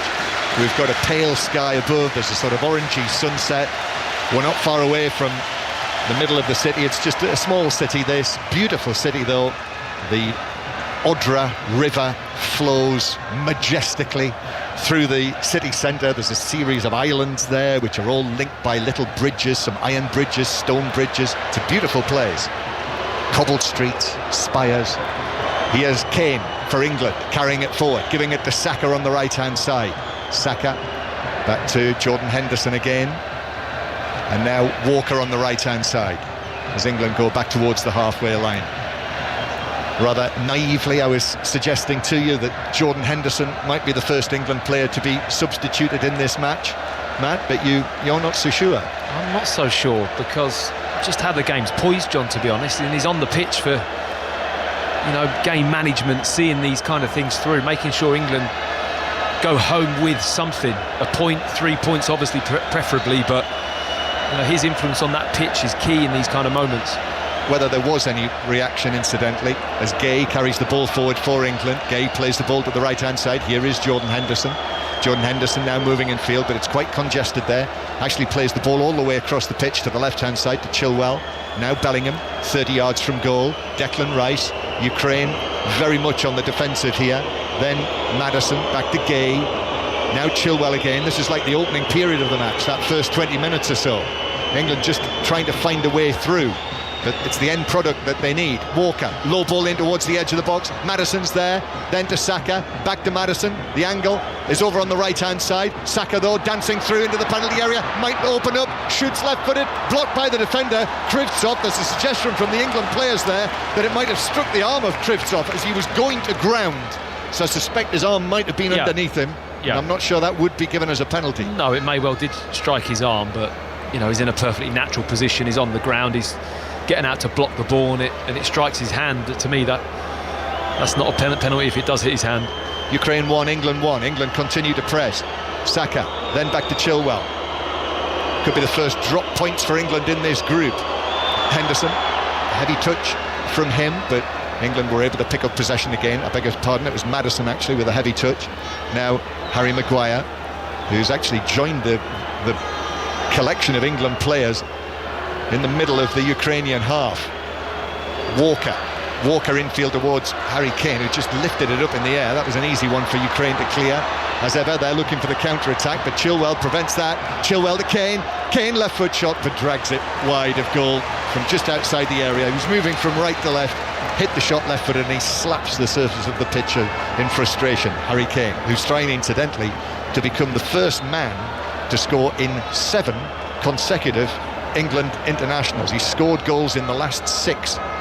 And no one has done it in 7 England matches, one after the other. But that was White. He likes a record, doesn't he? He loves a record. And do you think he keeps that under his hat a little bit, or do you think he actively seeks those, John? I mean, I think he's that type of animal, really, that just loves. He loves the records. Breaking these records. I'll tell you, Matt, what he wants now is a trophy. Yeah. I think he'd give all those records up for trophies. But he may well get one. Right. You would like to think so, certainly with Bayern Munich. We're going to see a rash of substitutions now. Well, Sudakov is coming off for Ukraine in the centre field. Sudakov is coming off, and so is Yaremchuk. So it's a double change for them now. These are changes 2 and 3 for Ukraine. So coming on, the number 5, Serhiy Sidorchuk, who's just moved from Dynamo Kiev to Belgium to play for Westerlo, so he's greatly experienced. The number 5, 32 years old. And also coming on for Ukraine is Dovbyk up front, another of the Girona men, the 2 Girona players in this Ukrainian squad, just like Tsihankov on the right-hand side. So Dovbyk is maybe a close call as to who would start the match, but Dovbyk now coming on for his 19th cap. Yeah, he's played Dovbyk a lot, maybe because of that connection with Tsihankov. Both at Girona, both have a good understanding of each other, but he's started on the bench today and he gets his opportunity now. And England making a couple of changes as well. So we are now seeing for England coming on Marcus Rashford with England with the ball at the back. Marcus Rashford and Phil Foden both coming onto the field at the same time, and making way Bellingham and Maddison. So Jude Bellingham substituted. Here is Mudryk as England lose possession. Bukayo Saka. Mudryk plays it into the penalty area, but that's cleared away by Gay on the edge of the box, and it will bounce out for a corner. This is Ukraine's first corner. And a bit of a miscued clearance then from Gay. Came to him and he just took a little bit of a swipe at that ball and was given a corner away. Doesn't take a lot to get the crowd on their feet in this stadium, and they're really anticipating this set piece. So it is a corner from the left-hand side. The score, Ukraine 1, England 1. This is European Championship qualifying live on BBC Radio 5 Live. England defending the corner, which is fired into the near post, but Harry Kane was there to head it away for England, and the ball eventually bounces out of play for a throw-in to England halfway inside their own half. So then, Matt, we're going to see Foden in a central midfield position. Yeah, good to see. I think he'll be maybe a little bit more central. It looks like he's lining up as a 10. So I think England might have just a slight tweak of that formation, possibly with Declan Rice and Jordan Henderson maybe just holding back a little bit and allowing Foden to be a little bit more advanced, but it's very dissimilar to what Bellingham was doing. And it's good to see Phil Foden. I think I love seeing him centrally. I think he's such a creative player. Yeah.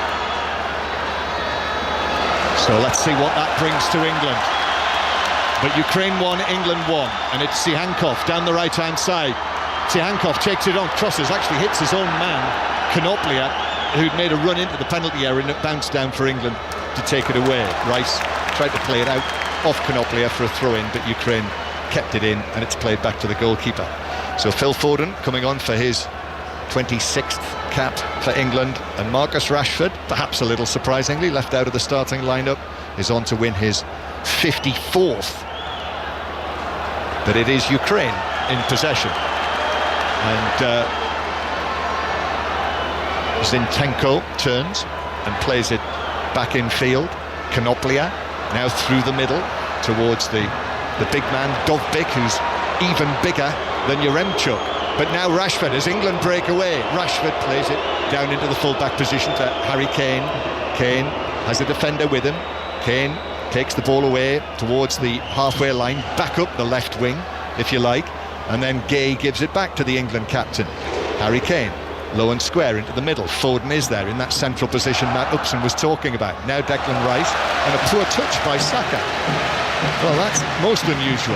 And the ball just bounces off his left foot and out for a throw-in on the far side. There's a couple of little loose touches from Saka. There's a couple from Bellingham in the first half as well. I mean, they've been good with the ball, England, but there's been some quite simple little mistakes just in possession. And it is Ukraine now breaking forward with Mudryk, who carried the ball infield and straight into the path of Declan Rice, who said thank you very much, whipped the ball away off him, and eventually it found its way back to Pickford, who clears from the ground, but only to Stepanenko. Stepanenko uses Mykolenko, and now back into central defence to Krivtsov. So Ukraine 1, England 1, and we've played 68 minutes. England having won 4 out of 4 in this group, trying to do what Scotland have already done, winning 5 out of 5. But at the moment, it would be their first drop points. Chilwell heading the ball forward. Foden's after it, bounces away. Zinchenko against his former Manchester City teammate. He gets it back from Tsihankov. Zinchenko approaching the penalty area. Back to Tsihankov, and then the recovering Chilwell came in, got a touch on it. The referee's not sure whether that should be a corner or a goal kick. He looked to his assistant, who wasn't forthcoming, and in the end the decision goes Ukraine's way. Corner. It looked like the right decision, to be honest. The trailing leg of Chilwell, I think, just catches that ball, but I mean, everything goes through Zinchenko with this team, doesn't it? We've seen how key he is for Arsenal in the Premier League, but when he gets on the ball in this Ukraine team, he really does make things happen. Corner then for Ukraine. Tsihankov plays it into the near post, hits Kane, comes out. Mudryk on the edge of the penalty area, was challenged by Rashford, went flying. The referee says no free kick, and England now are away in a counter-attack with Bukayo Saka. Men making runs through the middle. Jordan Henderson and Foden's there. Kane then joins in. Kane into the area on the right, low ball across. Defender was there to cut it out and block it behind for a corner. Well, good refereeing and really good play from Marcus Rashford on the edge of the box. Does a really important defensive job just to tow the ball away from the oncoming Ukrainian player, who was going to really latch onto that ball and hit a shot goalward through bodies. I think it might have been Mudryk, who's still down on the edge of the box, holding his ankle. He's rolled into the penalty area, actually. Yeah. I mean, it was an important challenge by Rashford, and I have to say, with a naked eye, I felt it might have been a foul in the D for Ukraine, but the referee didn't see it that way. No, I think he wins the ball, John. I think he gets a good chunk of the ball and then follows through with the contact onto Mudryk, which is why he's still down. But then England just trying to pounce on that with a quick counter-attack. So we're waiting while Mudryk receives some treatment. The Chelsea man still sitting on the pitch. So Ukraine 1, England 1. Stay with us tonight.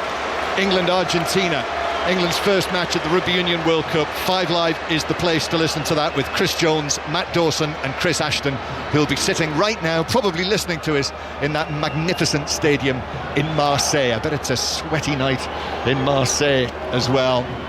It is very warm here, down in the southwest of Poland, not too far away from the Czech border.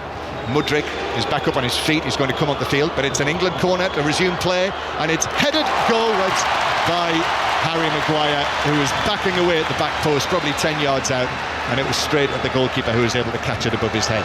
You can't deny that he is a threat on corners and wide free kicks, Harry Maguire. I mean, he's a real target that England look to hit all the time, and so often he wins that first contact. He just hasn't had the ability just to guide that ball into real key areas, but he wins that one really well, tries to punch that ball back across the goal.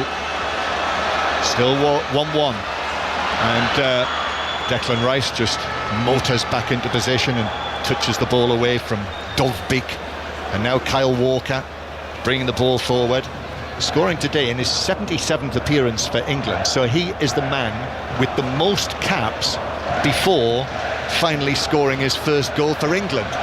So there's a little notch in the history books for Kyle Walker with that goal. Rashford down the left, but overbalances actually, loses his balance, and can only slice the ball straight out for a goal kick from near the dead ball line on the left-hand side. You're full of the records today, John, aren't you? All courtesy of Gary to my right, who's been finding them. Top research, that. Gary Flintoff will be going down after the match to speak to Gareth Southgate and the England players. Hopefully we'll get Gareth Southgate on live, and the other interviews you'll hear on tomorrow morning's 5 Live Football Daily podcast. Here is Kyle Walker, just beginning to get dark here. Ball played back towards the big figure of Harry Maguire. He's had a number of chances in the second half, actually, from set pieces now. I think that's 3 opportunities that he's had to perhaps get the goal that would nudge England in front. Walker out there to the right. Such a big week for Ukraine this, to play this match against England, and then on Tuesday night they go to Milan to play Italy, with Spalletti now in charge of the Italian team. They're away against North Macedonia this evening. Ball played in by Rashford from the left-hand side. It's headed back carefully by Mikalenko to his goalkeeper, with England players either side of him. It's well poised at the moment, isn't it, this game? This really has kind of levelled out quite nicely, certainly since the substitutions. A little bit fresher on the pitch, there's a little bit more energy, a bit more movement, and both teams looking capable of snatching something. It's Ukraine, but that's a wayward pass from Stepanenko. Mikalenko had to race out to keep it in play, then fired it forward. Maguire came across, then the ball is lifted high over the halfway line. Walker was underneath that, but his header in field has given the ball back to Zinchenko, and now Konoplia flying forward pass to Sihankov. Zinchenko 25 yards out, but under pressure, has to give it back closer to the halfway line. Sihankov drops away down the right wing towards the halfway line. Now he plays it back into centre field. Krivtsov is there, and then Stepanenko, and then the ball on the right-hand side with Ukraine, which is eventually deflected out for a throw-in, and we will see another change for Ukraine. So coming off for Ukraine, Serhii Rebrov is taking off Alexander Zinchenko, their goal scorer, from the midfield, which is where he generally operates for Ukraine. He comes across, shakes hands with the referee, and listen to this ovation. Listen to this. He's waving his arms. He's urging this Ukrainian crowd to really get behind this team in the last 15 minutes. And he's been such a spokesman, such a prominent figure, really, in terms of sport, speaking about the war in his homeland. And I think that is part of that applause as well, as for him scoring the goal that he did in the first half. So he's been a prominent figure in this game as well, hasn't he? Everything, certainly from an attacking perspective, is going through him. He's had an excellent game, and whether or not that is a timed substitution, that he's only due to play this amount of time for whatever reason. I know he's had a little bit of an injury issue this season, but it's a surprise substitution for me, because I think he was still more than capable of creating something to win this game for Ukraine. So 1-1 in the last 15 minutes, and another stoppage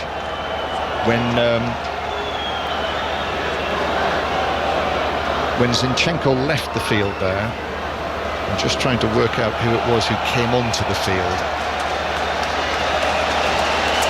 Now, I've got a feeling that, let's just try and work that out. have sneaked him on when I was watching Zinchenko coming off the field and getting the ovation. So let's... it was number 14, yes it is. It's Vitaly Buyalski, another of the Dynamo Kiev players, another experienced man coming into the midfield. So 1-1 the score. Ukraine 1, England 1. Rashford for England hits a cross-field pass all the way over to Bukayo Saka, way over there on the far side of the field. Saka into Foden, but it bounces away from him, just miscontrolled it. And now through the middle as Ukraine come forward dangerously with Buyalski, who's just come on. Buyalski is then dispossessed by Foden. No, that's given us a free kick. Foul by Foden. Free kick to Ukraine on the left-hand side. The referee had a real look at that. Took a couple of seconds just to deliberate whether to give this free kick, because I think Foden is trying not to make that foul. It's a good recovery from him, because I think it was the pitch to blame for his poor touch, John. It just bobbled up onto his foot, but he just holds the arm as he makes that challenge. As the Ukrainian player falls backwards, it does look like he's pulled him, and I think the referee just needed a little bit of time just to decipher that, and he ends up awarding the free kick in that wide area on the far side. Okay, dangerous set piece for England to defend. 1-1 the score. Ukrainian supporters on their feet here, trying to urge them on. Taken short, Mudryk swirls it in, but Pickford's underneath that. As they say, it was right down his throat, and he caught it with both hands in front of his face and underarms it out to Rice, but Rice has asked a lot of Rashford with that pass forward, even though Rashford was at full tilt trying to get there, couldn't keep it in, and it's a throw-in in the right back position. Yeah, angle of the pass, the ball was always just curling towards the touchline, as opposed to maybe using his left foot and just curling it down the line and trying to keep it in play, because Rashford certainly had the legs to get it before it ran out over the goal line, but it just goes wide for a throw-in. It's actually turned out to be quite an even game, and relatively few goal-scoring chances have been created by either team. Most of the football played in between the two penalty areas. Yeah, it's not had a lot of real goal-mouth action at all, has it, in terms of efforts on goal, and we saw that one cracking save from Bushkamp from Saka. I mean, that's one of the moments of the match, really, tipping that ball onto the crossbar. That was flying into the top corner. But it was kept out by the fingertips onto the crossbar, so still 1-1. Kyle Walker giving the ball to his left to Declan Rice. Now Rashford again. Rashford, first touch with his right foot. Then back to Declan Rice. Low ball through, but that's beyond Chilwell, and Knopfler is able to turn it away. But in comes Walker with the challenge. Chilwell was still forward there, was absolutely fired at him. He got a foot to it, but couldn't prevent it from bouncing out for a throw-in to Ukraine. And we've got 10 minutes to go. Ukraine 1, England 1. Then the build-up will begin in earnest to our commentary on England against Argentina from Marseille. But Mudryk tried to flick the ball around Walker, still well inside his own half.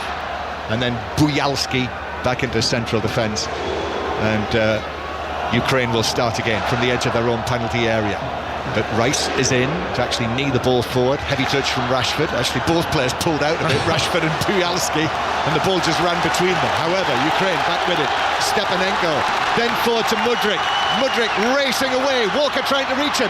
Mudryk goes round Walker and actually runs out of pitch as Walker. It was like watching them come round the bend in the 200 metres as they curled back round together into the penalty area, and in the end, goal kick was the result. Yeah, Mudryk's in the outside lane, unfortunately for him, because Walker just eases him out. He's on the inside of him, and you're right, he just tries to do him for pace round the outside, which, let's face it, even at Kyle Walker's age, there's not many people that are going to run around the outside of him in that situation. He does so well. He doesn't overcommit. He doesn't leave a loose leg in there. I think he's looking for that Mudryk. He wants Walker just to dangle his leg out there so he can just make contact and go over, but ushers him out of play really nicely.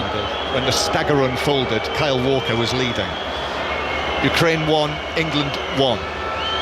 Now Ben Chilwell. Rashford back into the centre circle. Ben Chilwell coming back into the England squad for this match. He's had his injury problems, missed the World Cup. Luke Shaw, very much first choice. Just one cap in his last 17 internationals. Saka for England turns in field. Challenge comes in from Stepanenko, and Ukraine are off again through the middle. Buyalski turns and plays it to Sidorchuk, another of the substitutes. Now Tsihankov, the dangerous Tsihankov. Little ball through to Dovbyk, but England are back in position, and the ball goes back towards the halfway line. So Sidorchuk, with Rashford in front of him, gives it back to Zabani on the halfway line. He's a big lad, Dovbyk, isn't he? There are shoulders on him. Physical team, aren't they? Yeah. Dovbyk, who I've got down as 6'2". He looks significantly more than that. Maguire beats him here. Dovbyk steps in front of him. He's able to lift it forward towards Kane. But it is played up to Tsihankov. Rice, though, is able to take possession back for England, just in front of where Serhii Rebrov is standing. How many times do you see Declan Rice do that in a game? It's just like he just tidies up, doesn't he? Ball pops loose, and he's got that lovely kind of cushioned first touch that you think if he's too tight or stiff when he goes into that contact, the ball's going to bounce off him. He's going to give it away, but just retains possession so well. It is getting dark now, and actually I don't know whether this was choreographed before the match. Here's Chilwell taking it into the penalty area for England, but defender came across, blocked it. Back to Rashford, though. Rashford up against Konoplia, takes him on, and whether there was a hand there, yes there was, says the referee. Rashford went down, Konoplia put in the challenge, maybe just a little grab on him. Rashford down he went, won the free kick for England. Another pause from the referee, though, wasn't it? Took a couple of seconds to wonder. I think he just stamps on his foot here. It doesn't look like much at all, and then Rashford goes down a little bit late, but he certainly stands right on the top of Rashford's foot. I don't know whether this was choreographed or there's any meaning to this, which there might very well be, but the Ukrainian supporters have switched on the lights on their mobile phones, so we've got that effect all around the ground, and now they're on their feet and they're chanting the name of Ukraine. Listen to this.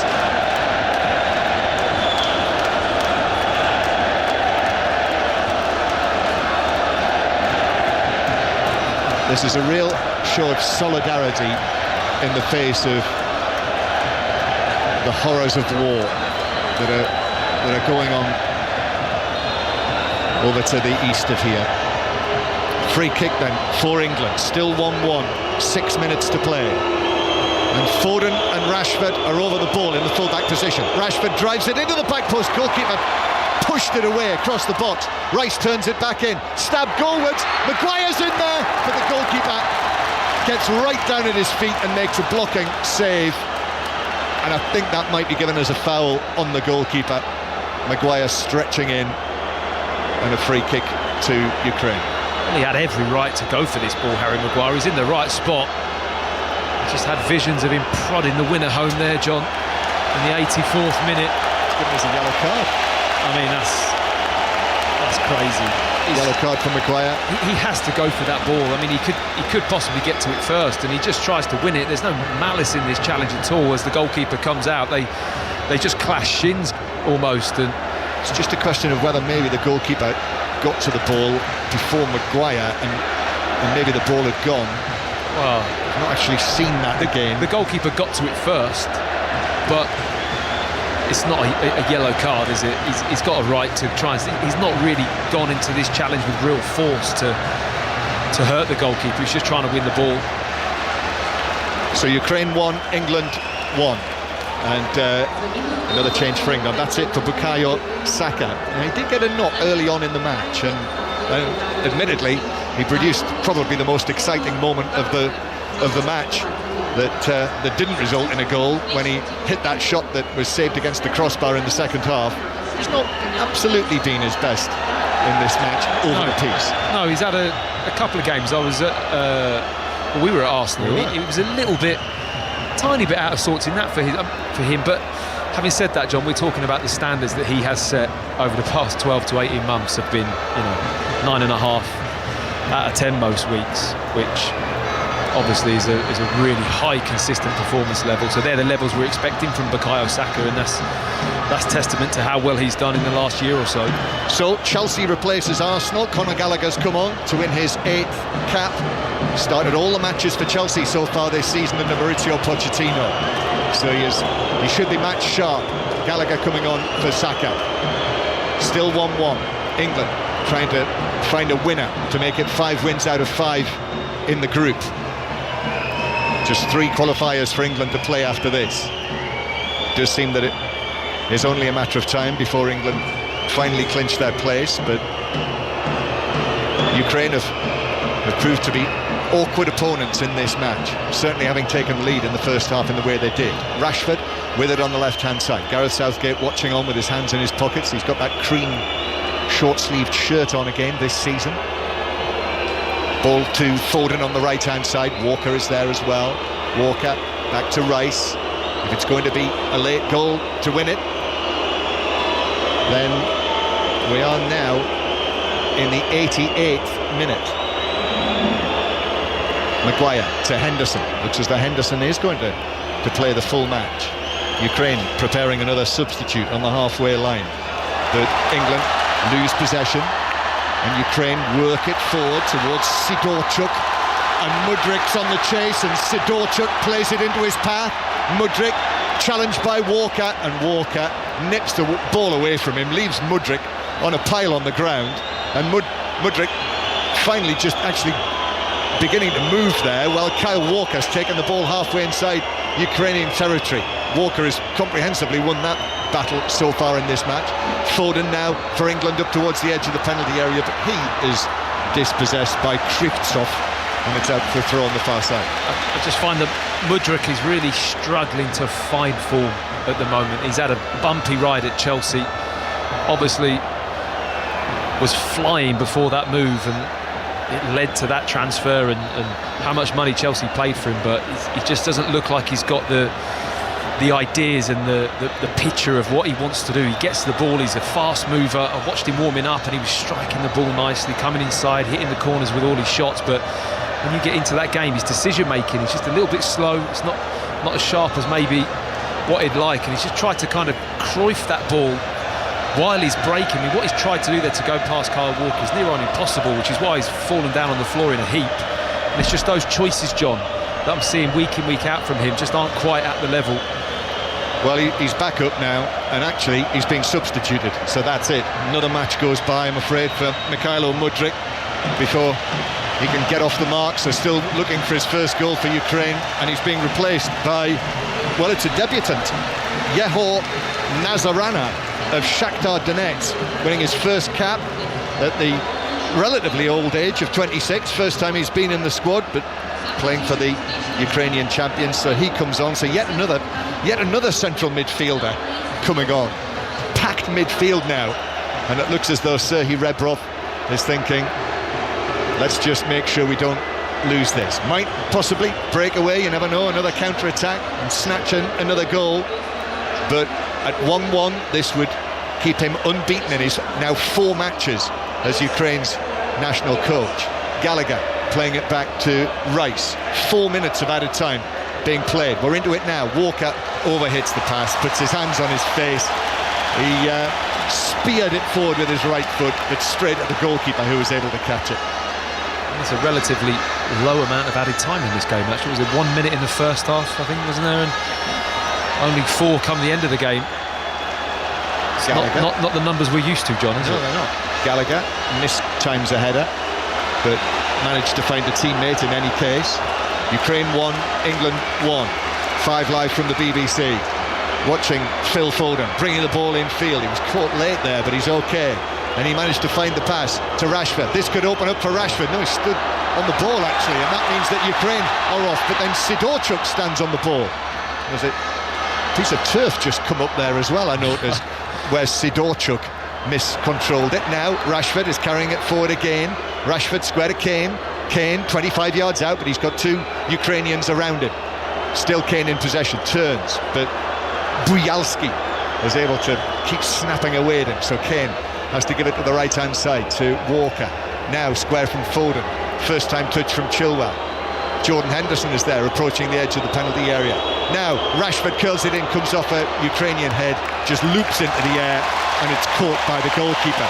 Cue applause and cheers from the Ukrainian fans. Yeah, you can really now start to see a few chunks coming out of this new turf. I've got quite good experience of playing on a pitch like that. Remember Birmingham City had to replace their pitch in the middle of the season once, and it was moving all over the place when you had to run around in it. It can be a bit tricky underfoot, and there's a couple of areas there in that new patchy turf that really are starting to lump up a little bit. I think the pitch will get a mention post-match. Yeah, I think you're right. In the interviews. I think you're right, because it looks how it looks from up here.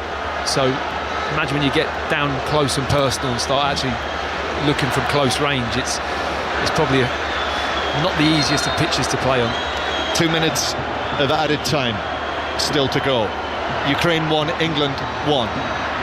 Rice clearing from his own left back position. Rashford helped it on, but it was headed forward for Ukraine by Stepanenko, and then walloped forward by Sidorchuk, but Kyle Walker's underneath that, and it's headed back to Jordan Pickford.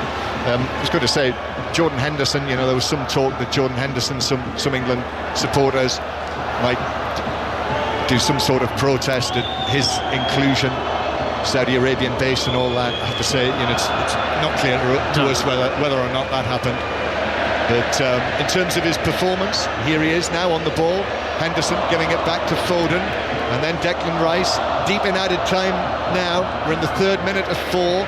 Rashford forward towards Gallagher. Gallagher turns, but Konoplia was there for Ukraine, and he is able to swivel and put the ball away out of play. Actually, Gareth Southgate gets a hand to it on the edge of the coaching area, and it's a throw-in that Rashford is waiting to take. Rashford to Gallagher, who allows the ball to bounce across him. Gallagher goes for goal, but it actually hits the back of Krivtsov on the edge of the penalty area, and it bounces away to the halfway line. Just saw a little opening there, didn't he, Gallagher? As the throw-in came, he lets it run across his body, has a touch and thinks, I'll just try and curl this into the far corner. I think Henderson's done well, John. I think he hasn't looked out of sorts at all. He's looked right on the pace. Yeah, agree with that. Gallagher playing the ball out towards the right-hand side. Foden, this might be the last chance for a winner. Foden, left-footed ball in, but that's headed up and across the penalty area and out over on the far side. And that is it. I don't think there's going to be time for the corner to be taken. No, the final whistle goes, and it's on as even here. Ukraine 1, England 1, and England for the first time in this qualifying group drop points. But for Serhii Rebrov, the Ukrainian coach, that is a very satisfactory result. They've got to go to Milan on Tuesday. That's a big one for them. Probably need to win that. But for England, they remain unbeaten in the group and still right on course for qualification for the Euros. Well, after going one down, you just feel that England are relatively happy to come off this pitch, get showered and changed, and get on that plane and head back to England with that point. It's not a bad away point in a circumstance and in an arena that's got a lot of emotion running through it, a lot of passion in the support, and I think they control big moments in the game and big time periods of this match. But Ukraine, you have to give them credit. They did look a threat on the counter-attack, and I think they've put out a really good display here today. And I think both teams, on reflection, probably is a fair result. So lots of thank yous going on now out on the pitch. The England players heading off into the corner to applaud their supporters who've come here to Wrocław to watch this. Gareth Southgate leading them there, but also more significantly, much more significantly, the Ukrainian players saying a big thank you to the great support that they've received from the around 40,000 Ukrainians, many of whom are really exiled from their home country, who've watched and really supported them. Were rewarded with the opening goal from Alexander Zinchenko in the first half. Kyle Walker equalised with his first goal for England in his 77th appearance. We saw that moment when Bukayo Saka had the shot in the second half that was tipped against the crossbar. But it is honours even, and there's a general mood of celebration inside the stadium here. As Matthew Upson says, you know, it does feel that there's a lot of emotion inside this football stadium now. And the Ukrainian players, will just watch this, the Ukrainian players doing the Icelandic style applause, all of them on the pitch, clapping in unison above their heads. And this is a great moment of solidarity. So there we are, Ukraine 1, England 1, the final score. Thank you, John. Yes, Group C table as it stands in this European Championship qualifying campaign. England still unbeaten in the group, no longer on maximum points. Played 5, 13 points. Ukraine played 4, 7 points. Italy have played only 2 games in the group. They're away to North Macedonia tonight. They're on 3 points, and it's Italy against Ukraine on Tuesday. North Macedonia on 3 points themselves, having played 3, and Malta, bottom of the group, on no points. Just looking at those scenes and listening to the noise inside the stadium, Matt, it actually feels like the result more about Ukraine this evening. I mean, obviously most of our listeners interested in this sort of England take on things, but Ukraine offered sort of far greater resistance, a far better opposition than they did at Wembley in March, didn't they? Oh, absolutely. They were far more organised. I think Rebrov looks to have a handle on this situation and could be a very successful manager for this nation, but I think they put out a performance that was very dogged, very committed, everything that you'd kind of expect really from what the nation's going through, and it's been so fully appreciated from these supporters that the vast majority are still here in this ground clapping the players as the last few remaining yellow shirts wander off the pitch. How do you think England will feel about their performance, Matt? Any regrets from tonight? I think, you know, they started so comfortably, Ali. It was dominant possession for 20 minutes. I mean, Ukraine barely had the ball, and then they got that sucker punch, but it was a little bit over elaborate at times. Bellingham had an interesting game, like smooth as you like, real quality and wow moments, and the way he goes past people, and then a couple of moments where maybe a little bit loose or a little bit over elaborate, and there wasn't quite enough cutting edge or end product to their possession. Looked a little bit more direct in the second half, but overall controlled so many long patches of the game, and I think they'll be happy. I think Gareth Southgate won't be too disappointed to get back home with a point from this fixture, which was always going to be tricky. John, I heard you say in commentary you're fairly confident, aren't you, that we're going to hear from Kyle Walker after this game. Big moment for him.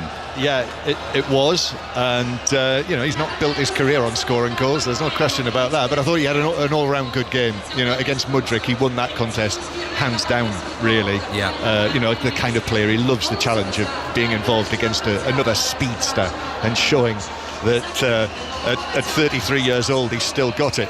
I will, if I do get a chance to speak to him, I'll certainly be asking the question about what he was thinking when he got himself into that position. He got the ball under control, the goalkeeper's coming out, he's near the edge of the 6-yard box. There was just an element there, wasn't there? You thought, is he going to finish this? Yeah, but he did. There was a moment of time, wasn't there? Sometimes the ones where you got a bit of time to think are the hardest, and he had a little split second, didn't he, where he had to choose where he was going to prod the ball.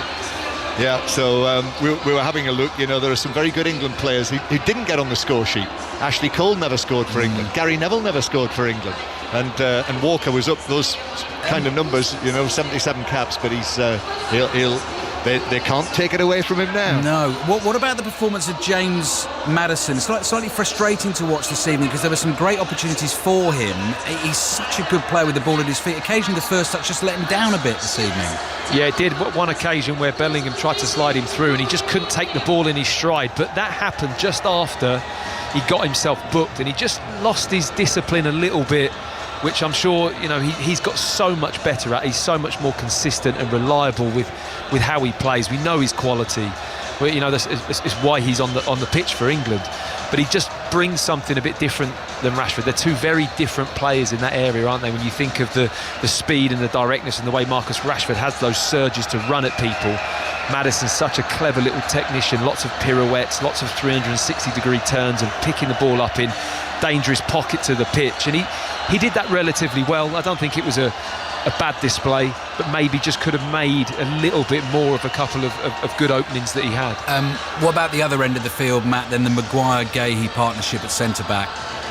Yeah, it didn't come under much pressure, did it? The goal was a breakaway counter-attack, which they didn't quite lock into their men well enough, but they were so stretched, England, and the midfield players couldn't arrive before Zinchenko, and he just got there first. But other than that, Ali, there wasn't masses of defending to do, and sometimes they are the harder games, in fairness to them. When there's not much to do and the team's spread because you've got a lot of possession and you're high up on the halfway line. I thought they coped really well. I thought Gahey was solid, never looked shaky at all, looked comfortable with the ball. Couple of really nice, decisive, straight passes where he broke the line and not afraid to fizz that ball along the ground into midfield. So, I thought it was a decent performance from Guehi in particular. John, next up, of course, another big footballing occasion. It's I say only a friendly. It's not a competitive international, but it's Hampden Park on Tuesday, isn't it, for England? Yeah, I think an interesting one. I think that probably more straightforward for Steve Clarke than it is for Gareth Southgate, because how much will he change the team for that match, and whether that's the time to throw in a new central defensive partnership. I would probably doubt, because he knows what it's going to be like to go to Hampden and what it will be like, everything that surrounds that match. That's a proper test. That should be a very good night's viewing and listening, I hope. Yeah, looking forward to it, John. I know you got Pat Nevin and Chris Waddle alongside you. Is that right on Tuesday? That's correct. Good. Yes, very much so. Good. Have a good evening. Good luck with the post-match interviews, John. I hope we'll get to hear from Gareth Southgate before England-Argentina kicks off at 8. But thank you, and thank you to Matt Upson as well.